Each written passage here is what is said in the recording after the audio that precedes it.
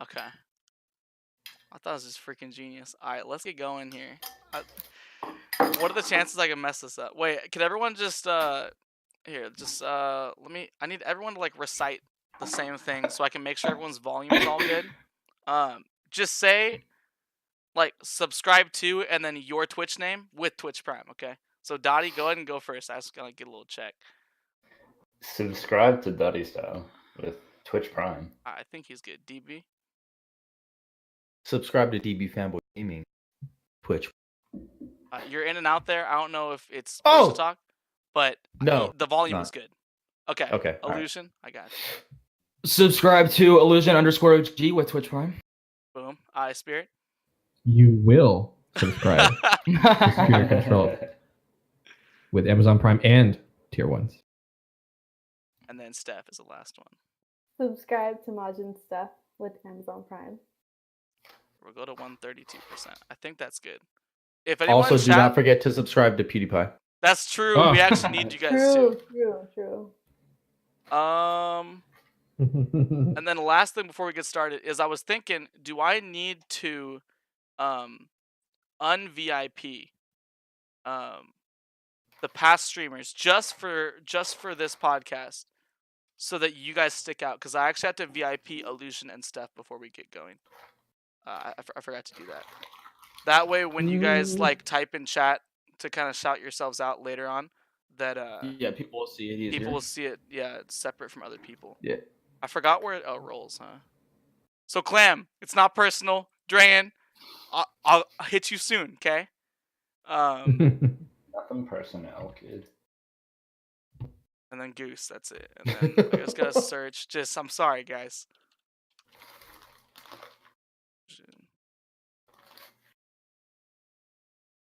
Okay, save, and then testing my spelling here with Steph. This is. I think that's you. If it's not, that's awkward. I think it's you though. Let me check the chat. Illusion's with it. You want to check it real fast? Yep, gotcha. So Illusion's good. Okay, so Stephanie's good. Okay. All right, let's get going here.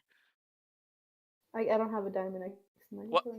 It's on there. it I just shows saw for you. me, but It might take a second for it to Yeah. kick in for you. Yeah. All right. This display cap. All right, let's get it going.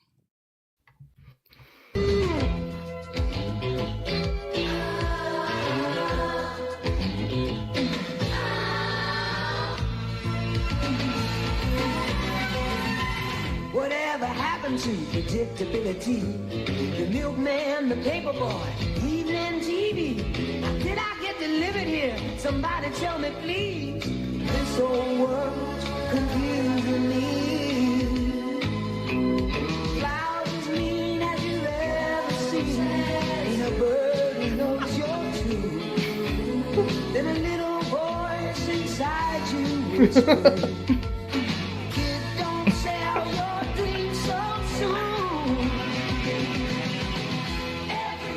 That's so good. Oh my gosh. So good. Oh, that is actually so Oh my nice. God. All right, welcome to the Affiliates Podcast. This is season 2, episode 6. Basically today we're gonna be answering some questions about streaming, gaming, anything about the Twitch industry. And we have 5 wonderful streamers on today. Before we start, this stream is not sponsored at all, in part or anything, by the Wendy's franchise. But I'm Yes. going to bring them up anyways, yet, okay? You guys can get yourself a 4 for $4. You can get a value entree, 4-piece nuggets, small fries, and a drink for only $4, and I just feel like it's a steal. Also, Discord is the reason why we can do this thing. But, we're not sponsored, but I feel like it's kind of worth mentioning. So, shout out to those guys. Oh, Spirit, do I have to unmod you real quick and then VIP you? I think if you VIP him, it'll automatically unmod it. Okay. If you mod me, that can help keep control under chat. That's true. Guys, you guys, I don't care, you whatever. guys know who Spirit is, okay? All right? Let them know, okay? All right, I'm going to hit you guys with the... Actually, before we start, top left, Dottie Style, twitch.tv/Dottie Style, okay? He is a Twitch streamer who streams primarily League of Legends, but on Thursdays, it's a throwback. You guys have no idea what you're going to get, okay? In the middle we got I have no idea where you're gonna go. exactly because in the middle we got DB Fanboy Gaming, who is gonna be streaming typically Fortnite and then WoW on Wednesdays. It's called WoW Wednesdays, dude. It's nice. I like it a lot. I've also been seeing a little bit of Overwatch. And did I see Siege today? Yesterday? Yesterday, yeah, I Yesterday? did. Okay. It was by popular demand. Oh, okay. Top right, Illusion OG, who I've seen only so far Fortnite and Black Ops 4. But you got anything else up your sleeve, man? Nope, that's No, it. so- Okay. I'm That's telling it, you right yeah. now, it's a good time. This man, there's a level of dedication that I haven't seen from anyone else before that I've seen in this man. Like, you think like, oh, Soda Pop and he's crazy, man. He's got these 24-hour streams. No, dude, you have no idea. This like most people would turn it off at 24 hours and 2 seconds. I think you went 24 hours like 40 minutes or so is like your average. So he's not like dying to get through with it. Like, Yeah, I'm running on 3 hours of sleep right now. That's why I just woke up from a nap. It's ridiculous. Bottom left, Spirit Controlled. You're gonna see. Well, we saw back in the day it was Destiny, and then you saw a lot of COD Blackout. But right now it seems like he's on the Smash Ultimate train. Is this true? Yeah, we're gonna be doing Smash and Blackout and Overwatch, and then I think if Bobby can convince me of Fortnite, I'll go back to Fortnite. Oh boy, oh boy. And then bottom middle here is Maj and Stephanie, who I've only seen Fortnite so far. But anything in the future coming up, or are we sticking? Is this the main game? I play Fortnite. Right now I have the My Hero One Justice game, so the fighters game. I play some Black Ops 4 occasionally, and I just got Super Smash Brothers and the Pokemon Let's Go Eevee. So hopefully I get started with the Switch games soon. Got it. That's dope. And I'm your host, Residation. If you're from my stream, you guys know that I pretty much can't pick one game to stream for more than 3 months. But I'm working on it. Right now it's Paladins, and we're kind of dipping back to Fortnite two of the 5 days a week. So we'll see what happens. But let me hit you guys with the first question, guys. So just to open things up, I was wondering what your guys' thoughts were on like video game events and like award shows. So we have like E3, which is like a whole convention, but recently there was like the Game Awards that's been like a big deal. And like to me it just seems like this cringy thing where like people are like overhyping like games for getting certain awards, but do you think it's like a positive thing, these like award shows and big events for games? Or is it kind Well- of just superficial extra stuff? I think it's important to like celebrate and show appreciation to the people who like, you know, put their heart and soul into their stuff to make quality content for us, you know, so we can make quality content for other people. I reckon it's worth it. I mean, it is all a bit of a circle jerk, but like, you know, it's a positive circle jerk, you know. It A is necessary true. circle jerk. Is there a non-positive one? Yeah, Yeah, that's what I'm wondering. Right. Is there anything to end really badly? Because my entire Oh. Twitter feed has just been like someone's camera on stream, like some big streamer, and they like blew it up to like full cam, and they're like, first place, God of War. First place is God of War. Oh my gosh, let's go! God of War. I'm like, what? Chill, it's an award. Like, you're okay. We're gonna be good. I get what you're saying. Like, that's I my feel like that's a entire bit- Twitter feed is people reacting to what got what, and I'm like, it was a good Yeah. game, cool. Like recognition, slap it on your next game that we won this award, and like that's kind of it. But have you played it? No, so Maybe that's my maybe fault. there's something there. I think that when people, and I think this is why game shows work, is people get emotionally invested into a game, Yeah. and they want to see that game succeed, much like you would want to anyone that you love and like to succeed. But I also think the whole point of a game show is to help promote what is successful and to hopefully condemn stupid acts that game developers have been doing and stuff like that ruin games. Okay. Yeah, they need to add those categories, like negative categories, so that I agree. companies know, like, I completely think they would be very reasonable to be like the most disappointing game of 2018. I think that Oh, that's for the kind of sure. stuff that we should be doing because I think everyone's so scared to be like, oh well, it's art. You can't criticize art. That's like, no, we're spending $60 on this. It has to have a basic standard of success and good ideas, and don't like crap just reside in your game. So I don't know. But yeah, I think like what Spirit said was really true, because yesterday I was talking. Helly stopped by the stream, and he was talking to me about like PlayStation versus Xbox stuff, and like I don't really care between the two. Like doesn't matter, 'cause I play on PC mostly anyways. But like we were talking about, like I was like, yeah, I just don't understand like why people get so crazy and they have to bash the other one. And then he was saying, he's like, I think it's because most people get like they get really protective because they don't want to feel like they invested into the wrong system. Yeah. So I feel like it's that same way with games. Like people invest so much time playing a game thinking, "Oh my god, this is the best game ever." So when they see it win an award, they freak out because they're like, "Yes, I'm playing the best game that's out there right now." Do you know what I mean? So I think it's like that same kind I of agree completely kind of with that, mindset. actually. Yeah.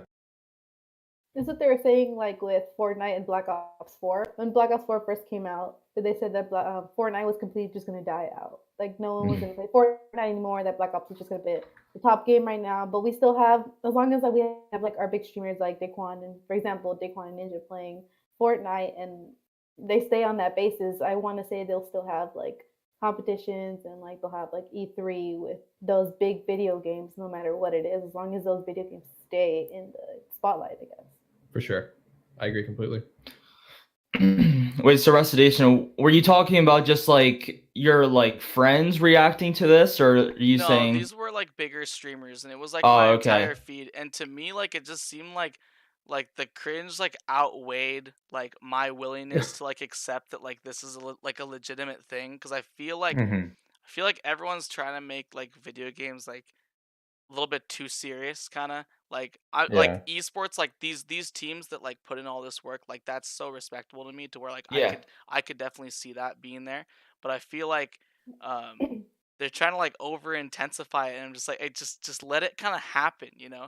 I feel like we're like forcing these things to be so serious, and that's kind of where, to me, I was like so against it without giving it a chance. Like the award show thing, I didn't go back and watch it because I was like, what are these people doing? Yeah. I'm not sure how familiar you guys are with the trick shotting community, but like you guys, like, have you ever heard of Red or like Obey or any of those teams? Because like the trick shotting community is extremely toxic, so sometimes people will react to something just for numbers. So I was thinking maybe you're talking in like a clout way, like this is gonna happen and I'm gonna freak out, and eventually within my community it's just gonna blow up. Yeah. But that's not what you were really talking about, unless some people do take it like that, throwing a hashtag in a tweet for publicity or something like that. Yeah, no, I think could be the Illusion's. case. Yeah, I think he's right, because I think it's mostly people, because I mean, look how big reaction channels are like on YouTube. Oh, and yeah. stuff. So it's just people like overreacting to things because they want like that moment to blow up, like Illusion said, you know, to go viral. So people be like, "Oh, I want to go check out that dude's stream. That guy acts crazy." You know what I mean? Yeah. So I guess to me it just seemed like I don't know. I get so like opposed to like certain things when cause they just kind of seem fake. It seems like these game shows are like something that they're not. Like they're trying to like get up to speed with like these award shows that they do for like singers, the Grammys, all the, you know, all this stuff, and it's like you're not quite that, you know. You know how they played like the applause over the crowd? They like panned out and they played an applause sound, and no one was clapping. I'm just like, oh, guys, like, and I like to play video games. I know lots of people that are cool people that like to play video games, but you have to realize like the demographic is like you have a bunch of these awkward people that show up to these things, right? They're not going to be like these super overly hyped people, right? Yeah. So if that's not your audience, you can't force them to be like that.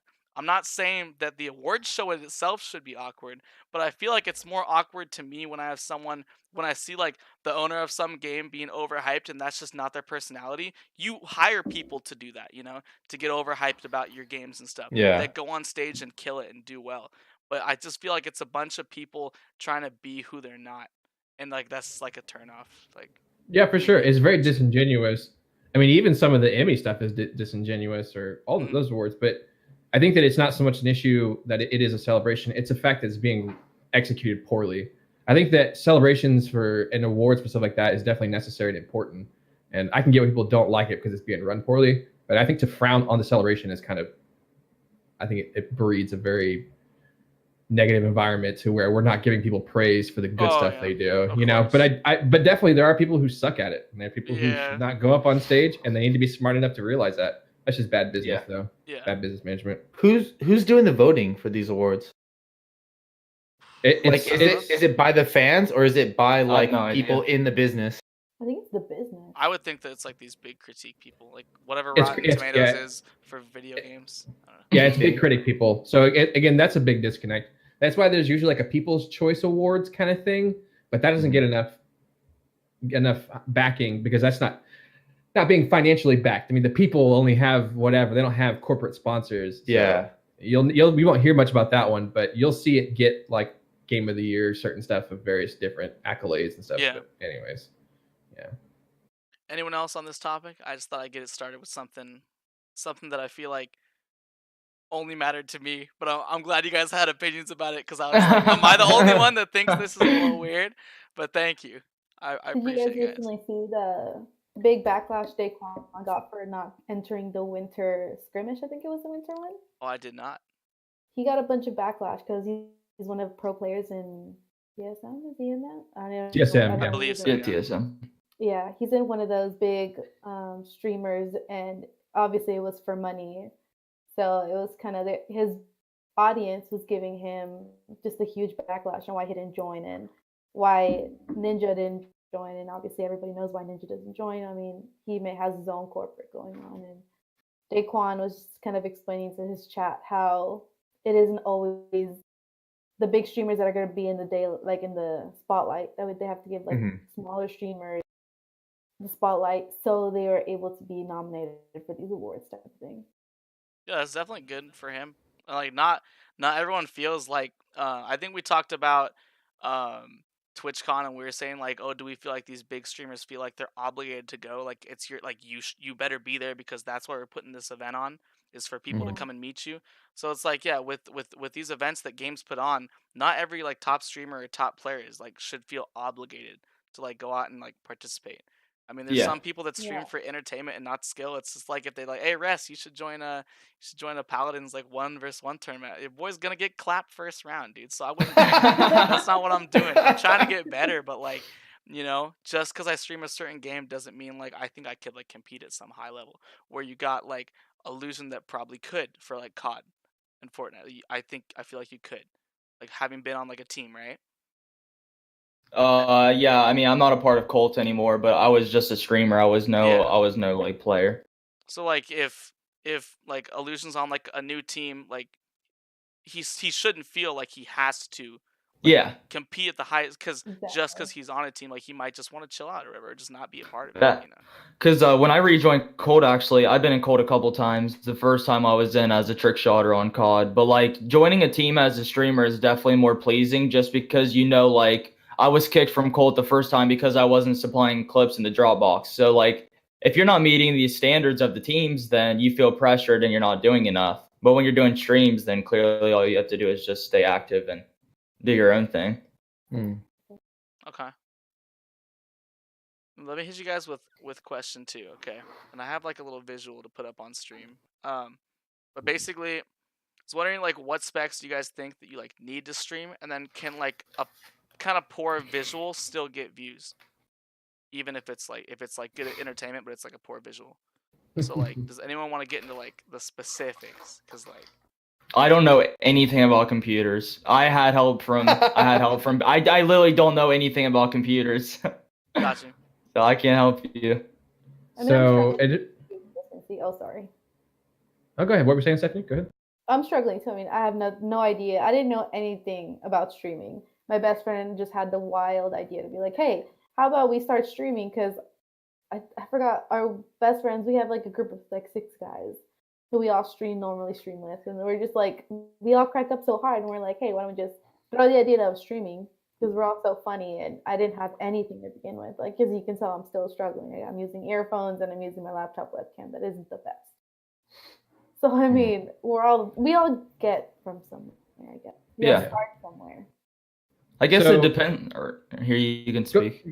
I was just gonna say that it depends on what you want to do, because if you want to play these modern games, you do need like a minimum, and Yeah. the minimum kind of fluctuates based on what your expectations are. So basically, you need to know two things: what do you want to play, and what do you want to look like, because that's going to drive your two main factors.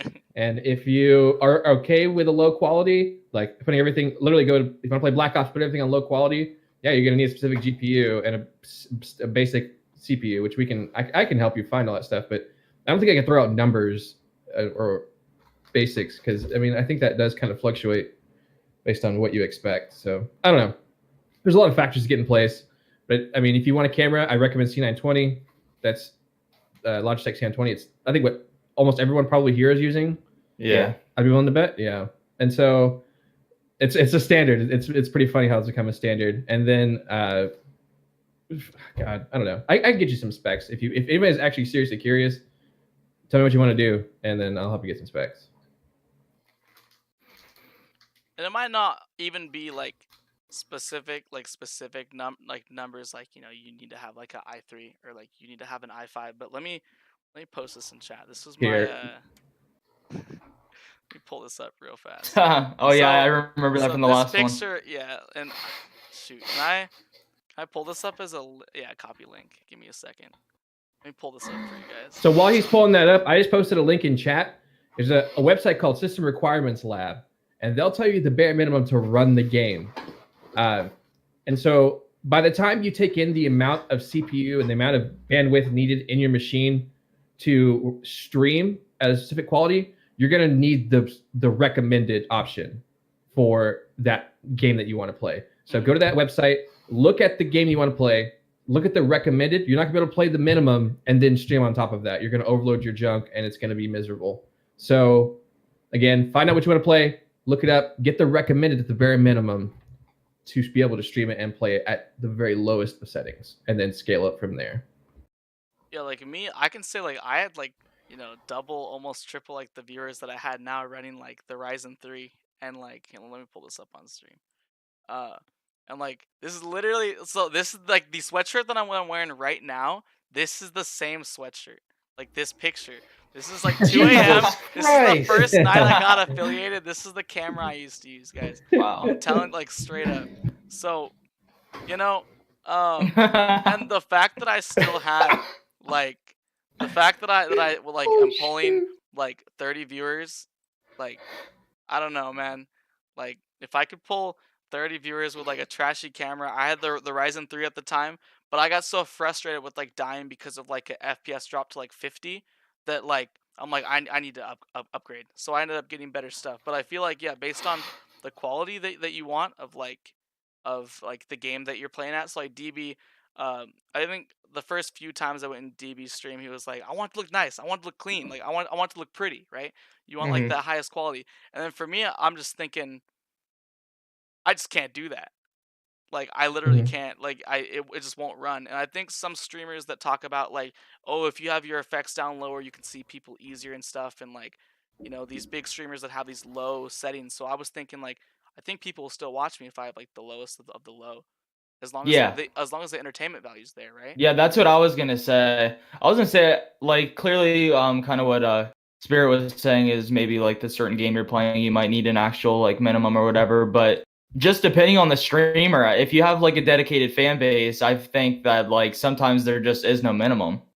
Because I don't know if you guys started off streaming on console, but like the PlayStation console for me was super bad. I was running off of my just my PS4 Wi-Fi, streaming on like 360p, no webcam. Stream was always like freezing, but people were still there to watch. So it just depends on the people too. I agree completely. I think that if you're entertaining enough person, it won't matter. That all you need to do is be sure that people can hear you, people can see what you're doing, and then just work with it. Because some of us are like, I don't think I'm that entertaining, so I strive for quality as much as I can to help reduce the buffer. But I know that if certain streamers were to just play on a potato, I totally still watch them because they're that entertaining, and I'm coming for them, not so much the game. So my whole thing is though, I don't know. Okay, maybe I'm just bougie with streamers, but like every time like people be like, "Oh, check out my stream," I'll be like, "All right, I'll go and I'll watch," and then I'm like, oh, this quality is hurting me so bad. Yeah, absolutely. It's so hard to get past that first hurdle to be like, I don't know if I can get to your content because I'm just looking at this like, I feel like I'm dying on the inside just a little bit. And I mean, I know it's not their fault. Like, granted, they probably can't. Maybe they can't afford to upgrade some of their specs or not. And I don't want to hold that against them at all. So I'll still follow them and I'll try to sit through it. But man, it's really harsh. And maybe if they didn't reach out to me to be like, "Hey, stop by," and I was just randomly browsing through, I'd probably go click on that person, look, be like, "Oh no, yeah, and then move on to the next person. And I mean, rest that camera image was ridiculous, bro. That's like what you like at a liquor store cameras, like on the news, when they're like, if you see this person, and the quality's just so you're like, I don't know who that is. I can't help you. Oh my gosh. Yeah, it was so it was nighttime. I usually stop my stream at like 10, and I didn't have this little light that I have now. That's the only reason that I am able to be seen. I mean, I think it used to look like that. I don't know how bad that is, but like it was just really dark, and it was an older camera too. So like it just seemed like the less lighting, like the quality like took a hit like really bad. So I'm like, first night of being affiliated, I'm like, yeah, we're going all night, dude. And it's like, it's 2 a.m. I'm getting like my first bits ever. I'm like, we can't stop, I'm getting bits right now. I'm getting Twitch Prime subs. Like, we gotta go. And they're like, bro, you gotta get like, I think attached to the bits message was like, bro, you gotta use this to buy like a something, like a something better than that. So since then, I've taken that advice thanks to the young Spirit Control, which is the only reason why I have a good FPS camera at this moment. So shout out to the kid, man. But I mean, do you guys think like how bad, like it can't be like trash, but like as long as like you can clearly like tell what's going on in the game and the person's entertaining, like you'll stick around and watch? Yeah. Like, For sure. I mean, sometimes even Wi-Fi, I'll have to like lower somebody's stream quality if like maybe I'm not at my house or if I'm out doing something and I want like sometimes I'll just have to lower the quality just so it doesn't buffer. Mm-hmm. Yeah. Oh my god. And I did not know this. So ever since I started streaming, I was like, okay, I beefed up my computer. I'm ready to go. I looked into everything. I was like, best streaming settings for your bit rates and all that stuff. So I was always streaming at like 6,000 from the jump. And then I saw something on Twitter. Someone was like, somebody needs to like tell these affiliates they need to stop streaming at like 6,000 bitrate at 1080p because they don't get if you're not partnered, you won't get prioritized on whatever that business is. So they're like, a lot of people, you're limiting the amount of people that can watch your stream because they're going to be buffering the whole time, or they just can't even watch it straight out. So they're like, you need to drop to 720 if you're not partnered and be at 3,500 bitrate max. And I was like, oh shoot, well let me change it up and see. And for sure, like my numbers jumped up, like not drastically, but I mean there was an increase in number every stream after that.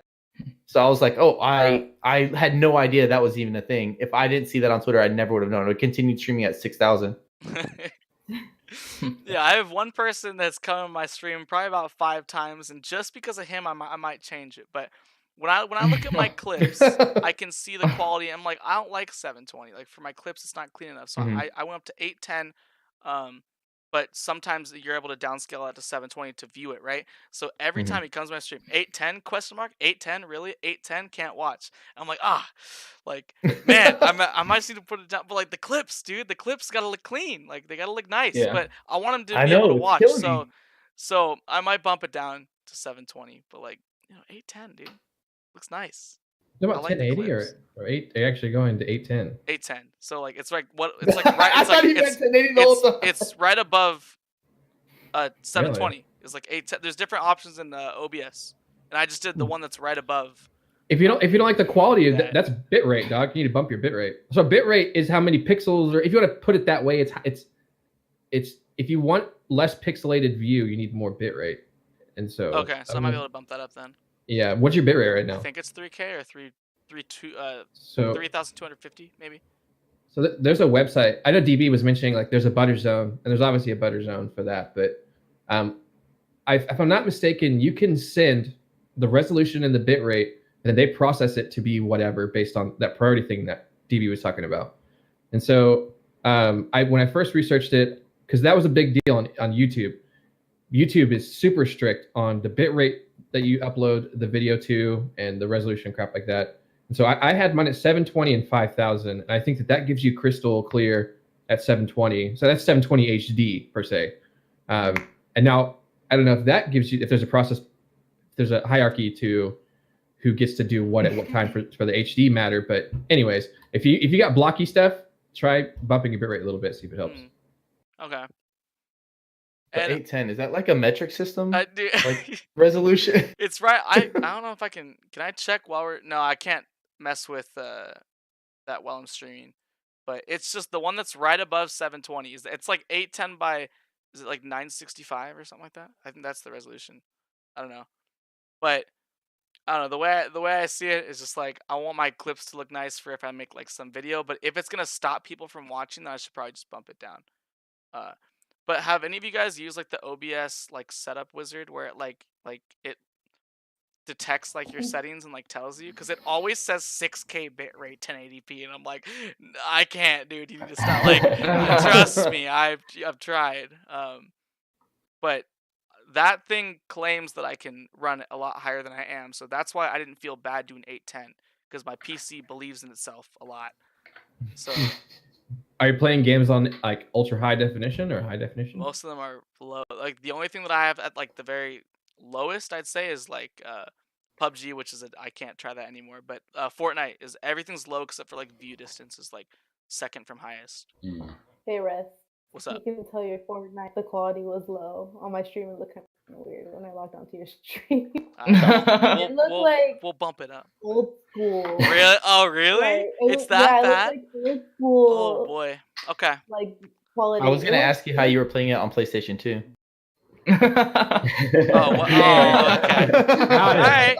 They actually made a version for the old PlayStation, right? But yeah, I'll bump it up. We'll go on. You know, I'll make a pact, guys. Okay. I don't have a Bible like next to. I should, but it's not. You can pray. You can pray on that towel back there. Hang out when you shower. You put it on a hanger, dude. I don't know. Hey, I see how it is. But basically, from this day forward, we'll be streaming Fortnite on low quality, not on the lowest quality, but just low quality. We'll go in the middle, and hopefully that'll look better. But next question. Now, okay, wait a minute. Quick intermission here, guys. I have to ask someone a question.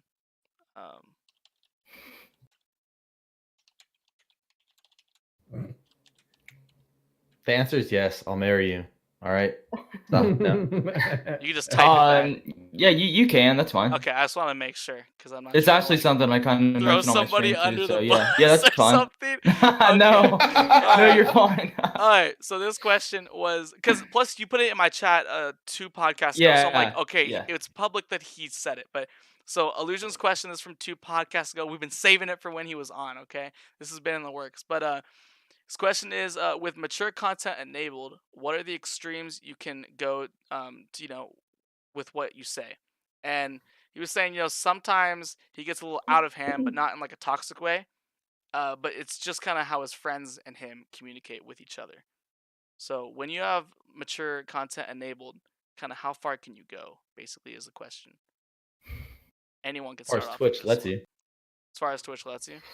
Yeah, I mean, you have that on because I get that a lot. Because I mean, I cuss like a ridiculous amount, and I say like a lot of crazy things, and then like a lot of my viewers are younger, like they're all like 12. You know what I mean? And they'll tell me all the time, they're like, "There's kids in here." I'm like, "It's not my fault. They saw that mature content and they clicked okay. I can't hold back now that they're in here. Like that's not my fault. My content isn't for them. But if they want to be here for it, that's all gravy. I'm not gonna be like, no, you're not allowed. Go ask your parents first. Like that's up to them." But granted, I will still like kind of reserve a little bit. Like if I know like I'm in a game specifically with someone that's younger, I'll refrain from saying certain things. But if they're just in the chat, I'm not going to hold back. You know what I mean? Yeah. Because that's on them if they are hearing it or not. Yeah, I think with Summit 1G, I think it must have been like sub chat, but I don't know how he saw this. But it was like some kid's parent was like watching with him or something, and then like put a message in chat that's just like, you really think that like that this language and this way that you can conduct yourself is fit for like a so and so age kid. Yeah. And someone was just like, are you for real? Like I'll put 18 plus content on here, and if your son or daughter is gonna click past that, knowing that they're not 18, I'm not liable for anything. That's why it's literally there. Yeah. So for Mhm. me, I'm just like, hey, if I I put that family friendly tag, I better be family friendly. I better enforce that. If I don't have that tag and I put 18 plus on, you should know what you expect. Be prepared. Yeah. Mm. Now back to what DB said. He likes to swim with sharks here. As far as Twitch will let you, right? Yeah. There's still a Yeah. couple hot words, whether or not you're on 18 plus or not. Mhm. There's a couple ones that are just no goes. Yeah. I did have a kid. I'm now playing Fortnite duos only. People take it more seriously. They troll less because first squad of the day in months, first random squads day, we had the N word and he left. Just hard R and then he left. And I'm thinking Hard like, R. what a coward, man. I'm like, really? You're gonna And come he in knew you here were and just streaming? yeah, he knew I was streaming, and he just like left, and I was like, man, like, I don't know. I just feel like Twitch is gonna let you do what you want based on their rules, but there's a couple words where it's like, yeah, this is never acceptable. You see people Yeah. get banned on the daily. Yeah, Yeah. but I mean, that's nothing you can control. I think it'd definitely be different if your friend was saying hard R and you're like not doing Yeah. anything about Right it. on, But brother, like you know? just some random, Right on, brother. just throwing the hard R in there, I think you can kind of do something about that. Gotcha. So that's the core of the issue, right? Is your audience, because I think that Twitch is only going to get mad about what people get mad about. You know what I mean? Like, Yeah. if it's much like if you're in a group of friends who are okay with whatever lingo, say lingo words have no gravity around them. You can say whatever because they're just those type of people. Those people would never get upset, and you would be perfectly fine. You could drop the most vulgar of words, and they'd be whatever. But the problem is they're going to get upset with what people get upset about. And so, I am a family-friendly streamer. I'm a Christian who whatever. I have these expectations and beliefs for myself that I have. So I have a question to you guys, in that do you believe your cursing and your 18 plus content brings additional value and additional things that you feel that you would possibly, I don't know, do you think that brings something special that people are like, oh, I want to go watch an 18 plus person? I would say yeah, kind of. Okay.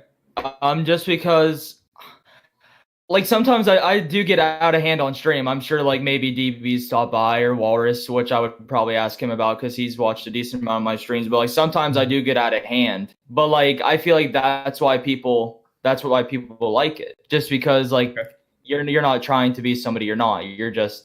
I mean, sometimes I could watch some things I say, but definitely I think that's just how it is. I think people just enjoy that more. Sure. So I get that. I totally get that whole staying true to yourself. My whole belief has always been kind of like, if you could go one extra step, and sure, if that goes beyond what your character is, I understand not wanting to do it. My whole belief has always been, if I can go one extra step to just not alienate a handful of people, I think I would always put myself a little bit out of comfort to accommodate fewer people. And so I get it. I just think that I find that line very interesting for people. I love having this conversation with people because it's so interesting to see different perspectives outside of my own, to where I'm like, yeah, I get it. I get that you want to stay true to yourself, but I'm also the kind of person I'm usually the kind of person that also, if people come to my house, I go break my back to go if they want like a specific thing or something. I don't know. That's just the kind of person I am. So, but I get it. Yeah. Like I don't cuss or say anything crazy for the sake of cussing or say anything crazy. Like, they're just genuine reactions. Right. So and like I said, like there's a lot of times where I will like refrain. Like there's so many times where I have like these kids in my party while we're playing Fortnite, and I could catch them with a Ligma joke, but I'm like, I can't because you're 10.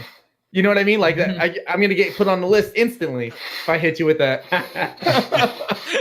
You know what I mean? So it's like at those times where if I was playing with people that were 18 and over, I'd hit them with it every time. But it's like, you know what I mean? So like, yeah, I definitely see what you're saying, but at the same time, I feel like it would be like, I don't know, I would feel disingenuous if I tried to not curse. You know what I mean?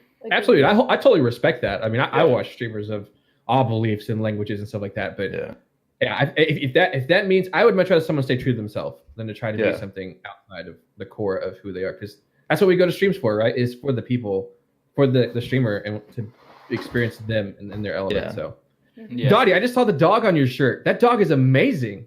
Thank you, What dude. the heck? I don't know who else has been realizing that. That is a Talk beautiful about 18 t-shirt. plus. What does the shirt say? Yeah. Yeah, I'll just cut it out. Family friendly. I didn't put the tag on this time around. I figured we'd yeah, we're good. It's gonna be all right. Yeah, Illusion. I know you only get like that around like hour 28 of your The stream. 24-hour stream. It's not very often. It's only...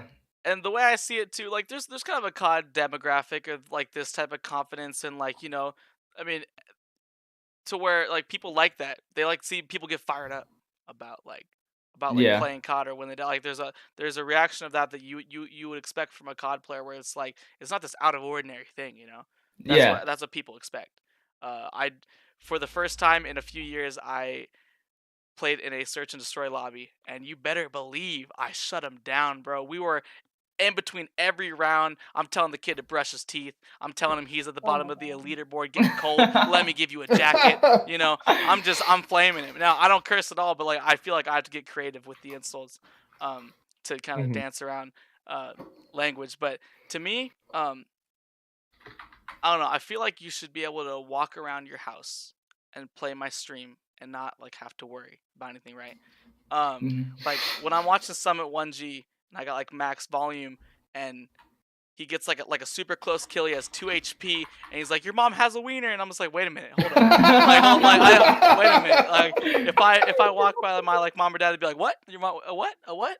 Yeah. Like, are you should you be watching it? You know, I'm just like, Summit, chill, dog. I had you on full volume, you know. And then I get talked to and I'm screwed. Yeah. So I feel like if I could just like walk around, you know, like if someone could just walk around with my stream playing like full volume, I should be chill. Like they shouldn't be able to worry about anything. And I really appreciate how the people that I play with, sometimes they do a better job than other times, but they do try to suppress the amount of times that they use bad language when they're in voice comms with me, which I really do appreciate.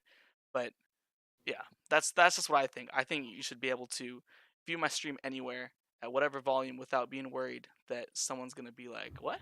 What's going on there?" Yeah, I'll play devil's advocate on my own situation where I don't think you'll be able to forever not like trigger everybody, you know? Oh yeah. Like there's some things that even I say, or even playing Fortnite or a shooting game will trigger massive amounts of people. So I think that there's a healthy balance for myself. I think everybody has their own line and stuff that they need to like hold strong to and stuff like that. So I don't know, but I get it. You're not going to be able to keep everyone happy.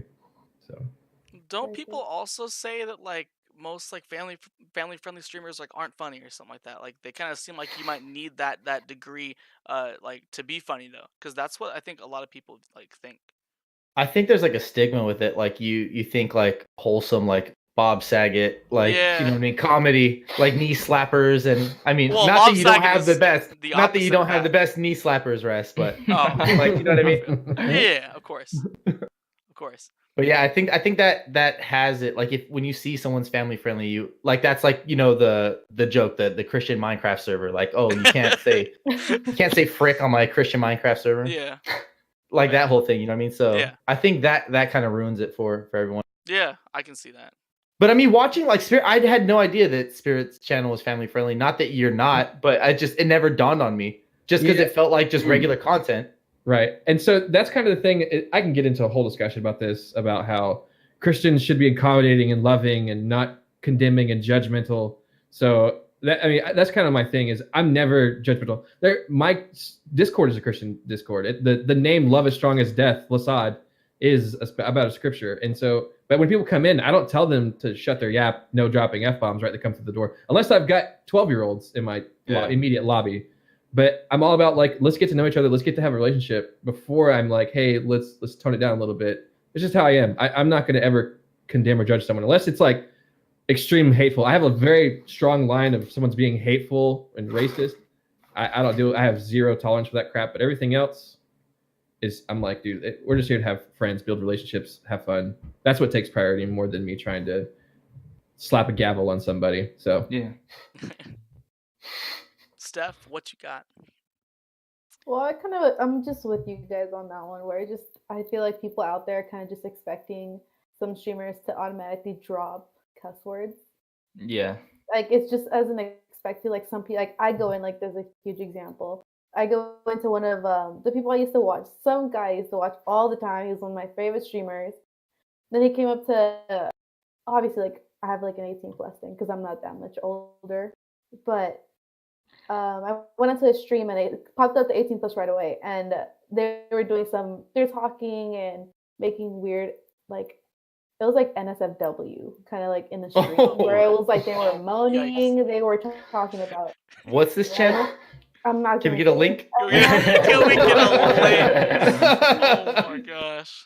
I as like a viewer, I automatically clicked out of it. I kind of just told him like, hey, I don't know if it's just you or me, but like this, I don't know, like for me as a viewer, it made me uncomfortable just even clicking into the stream because the first thing I heard was a moan when I got in.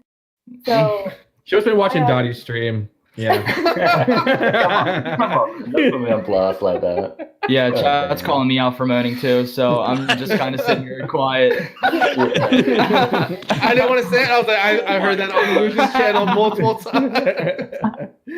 Yeah. but I bet it's probably like an unintentional moan with you guys, or like a joke mode. But they were kind of Right. like, Yeah. Like right as you get full killed or something like conversation that. with it. Yeah. Yeah, they were having like a Mm. full conversation about it where it was the streamer was actually recording their voices through Discord and using them in his stream. So it's like on Was his it stream Illusion? channel- No. I gotta get out of here. No. I'm not Collar gonna getting tight, dude. I'm not gonna say names. I'm not gonna say the name of the streamer, but like even in their Discord, like I think he has like NSF Fridays or something. Where, like, people Uh-oh. they actually come in for that type of stuff, and it made Oh me feel my. comfortable. Yeah, I that's was like obsessive. it is. Oh, I gotta write that obsessive. down. And, Friday. and even Not with afraid to be them. like language plus two, I have a lot of music.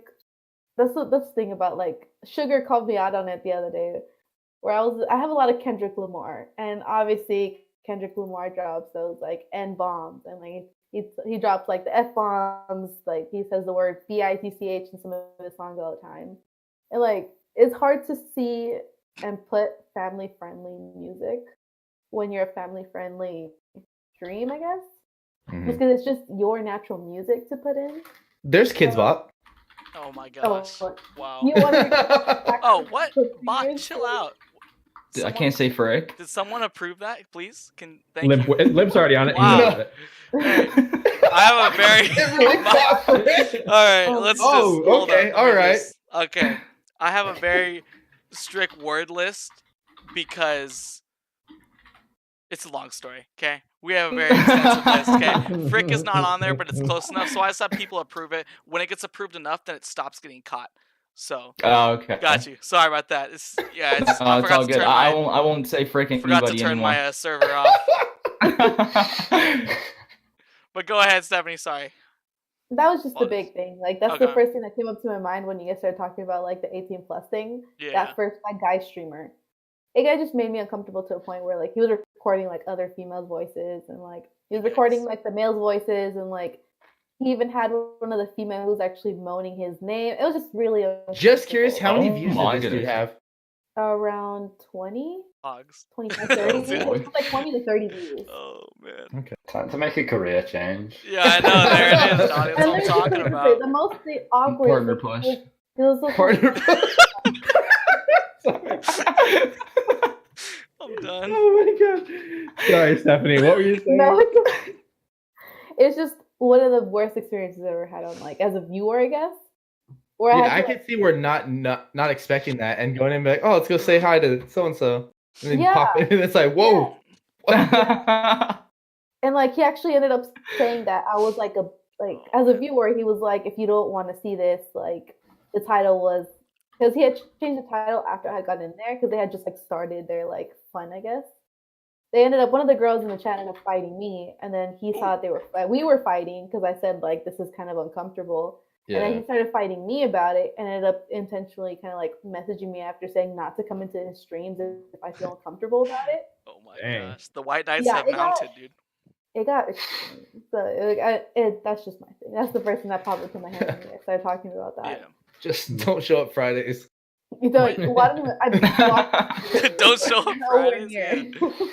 Yeah. The way that like I know you like mentioned like music, like we talked about in the past. Like for me, like I'd play music that I actually listen to, except for the fact that like my whole VOD will get muted and I can't like grab post stream clips and stuff.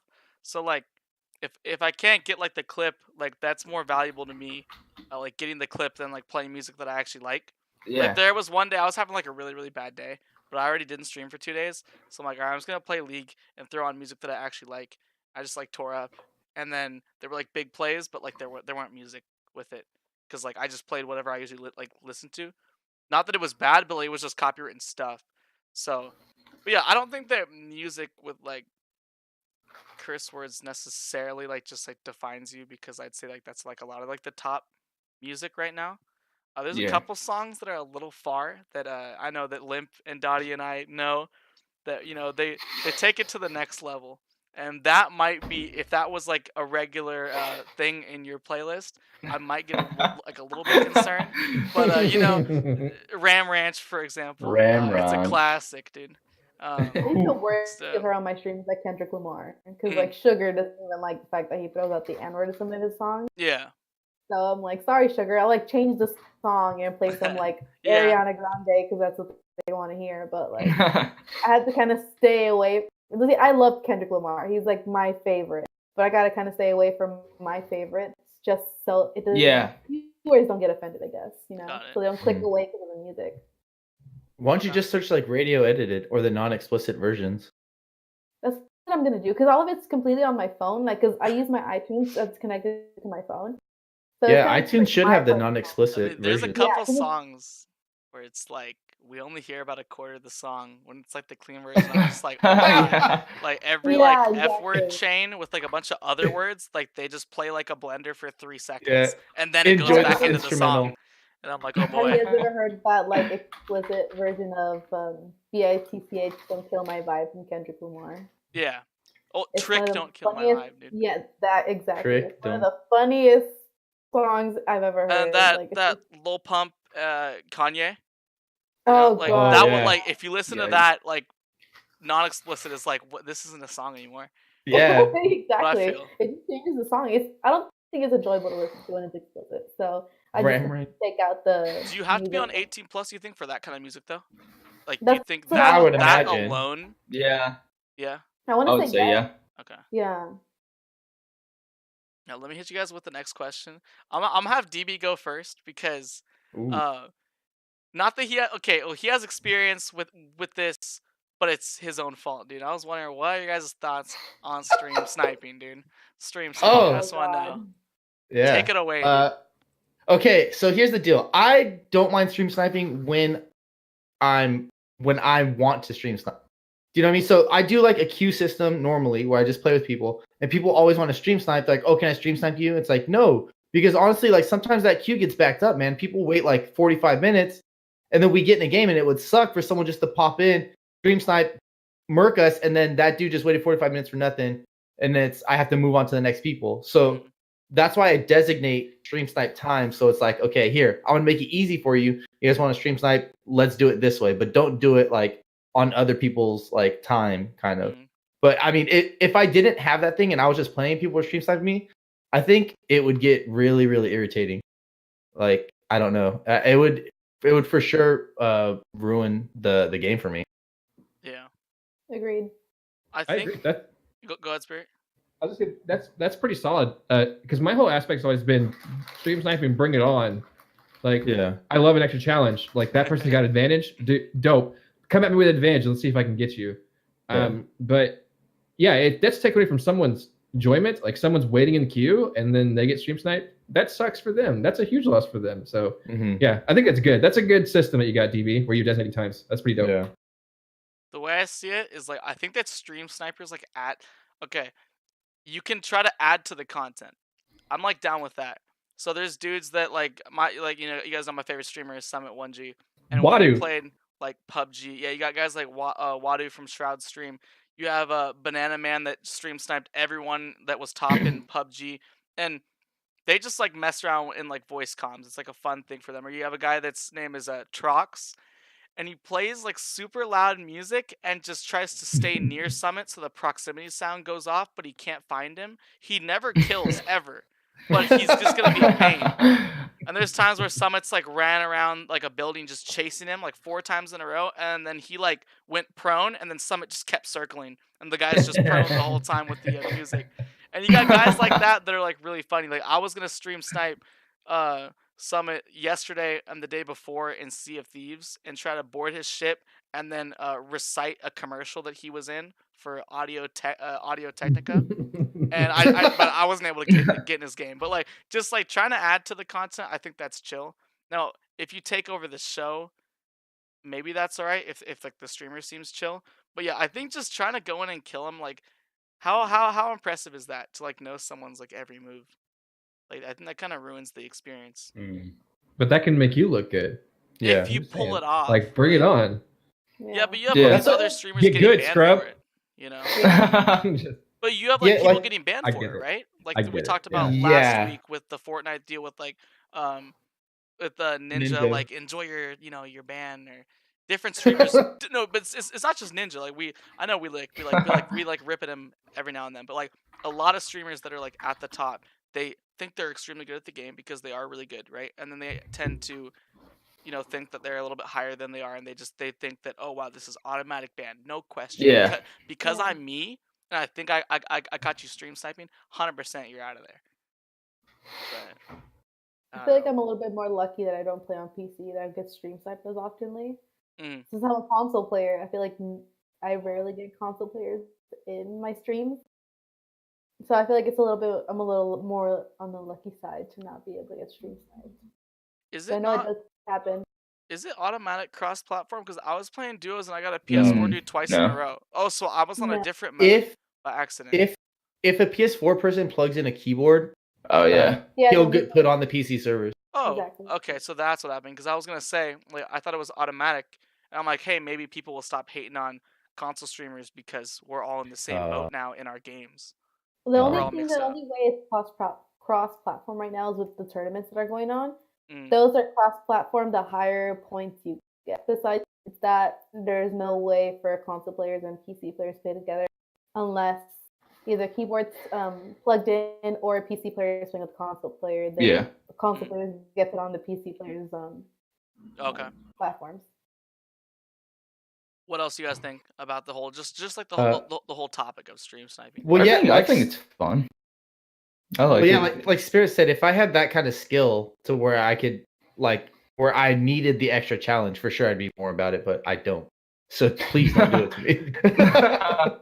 It's like Were shooting you fish in a talking- barrel? Were you talking about like kind of what DB was saying about dedicating the time, or just in general? Because like, Just in general. I did stream snipes for the first time ever a couple weeks ago, and I didn't realize how like high the demand was. It brought a lot of new Yeah. people to the stream. Like people People love really love stream sniping. Mhm. So like in that aspect, it's fun if I'm like in Discord trying to get people in my game. But then like if I'm actually just trying to play and I have this guy watching my stream who knows he's better than I am and is just trying to make me mad, then in that case I would disagree with it. But Yeah. yeah, I think stream sniping is cool. I like it. Okay. I think it's a really cool way to interact with your Yeah. viewers. with a mass amount of your viewers at once instead of just like a couple at a time. Right. And I think what Russ, we were talking previously about people who are hacking to What? like stream snipe people, and that's absolute garbage. Like, Let's Yeah. go to the next question. oh, sorry, Stephanie, go ahead. I cut you off. Go ahead, Stephanie. What were you gonna say? No, it's just a comment that I was going to add. It's like, as lucky as I am not to get stream sniped, I kind of wish I did sometimes. Just to interact. Exactly. It brings spice. I think it's Yeah. hilarious when Yeah. someone comes at me like, "Oh, I got you." I'd be like, "Do it again. Let's go." Like, bring it. I don't know. I don't know. I like it. I think it's I think it kind of solves a problem of that whole overflow, like DB's list. Like, there's times where I'll try to have DB look at the queue so I can see, okay, is it worth me hopping on Fortnite and just sitting there and then watch a stream, or is there a huge list? So I don't want to kind of add to that list for people that watch DB like full time, you know, where I'm someone that just gets to check in, so I won't put myself on the list. But like I feel like it kind of solves the problem with if someone has this big queue of players. Well, stream snipes, there might be like my entire stream could probably get in a game with me because there's no Mhm. custom games right now. So I think it solves the problem. But the only streamer that I feel like welcomes it and doesn't care is like Shroud. I know there's this dude that wore this certain PUBG skin and would always try to pan him. He would try to get a pan kill, and I don't think he ever did. But Shroud just thought it was funny. Like every single game, this guy comes at me and I kill him every time. Like, but I don't think everyone's at that level. But I mean, if you want to welcome it, then welcome it. I just feel like it's not for me because I'm not gonna be able to combat that. Not at that level, dude. You tell me that shit. Like today, there's a dude in front of me with a minigun just crouching around, just a default. I didn't see him, and they were just right in front of me out of nowhere. I just freaked out. I just hands off the keyboard. I'm like, you win, dude. Like you win. And he didn't see me. He was still sneaking around.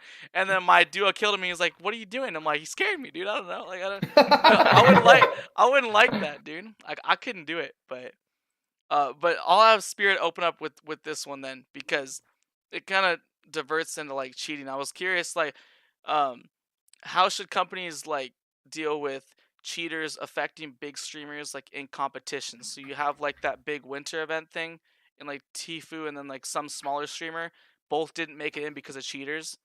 Like this dude's just shooting up like the cornfield, and Tifu's like behind him, and then he's getting hit.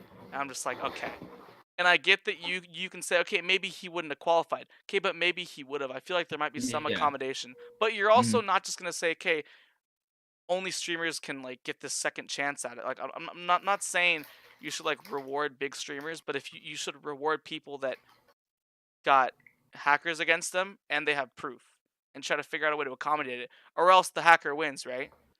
Yeah. So if someone's cheating in a game and you say like, "Oh, we're cheat security, like we are so big on this anti-cheat stuff," and then you let the cheaters win by basically having those guys not qualify, then I think they win and they're just gonna keep cheating because those people didn't make it.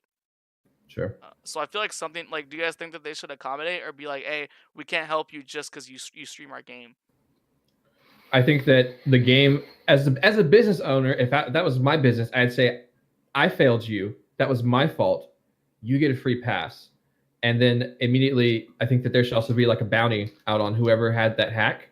Like, all right, because that's what businesses do. Like businesses where they host a security system like that, it's like Google, NASA. We all have these hackathons, and it's like, you give me what you had, and I will pay you money because I have a weakness somewhere. I have a leak somewhere. I have a soft spot somewhere in my security. I will pay you money to give me that now, and then you can't punish people. I don't think like you can't punish Tifu for getting screwed over because you sucked as a company.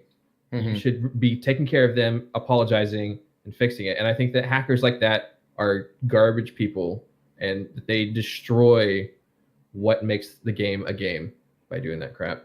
I get kinda that have you a- get a little hee ha ha ha, and people want to watch the world burn, so it makes good YouTube. But I still think that you've completely ruined the game in a lot of aspects. So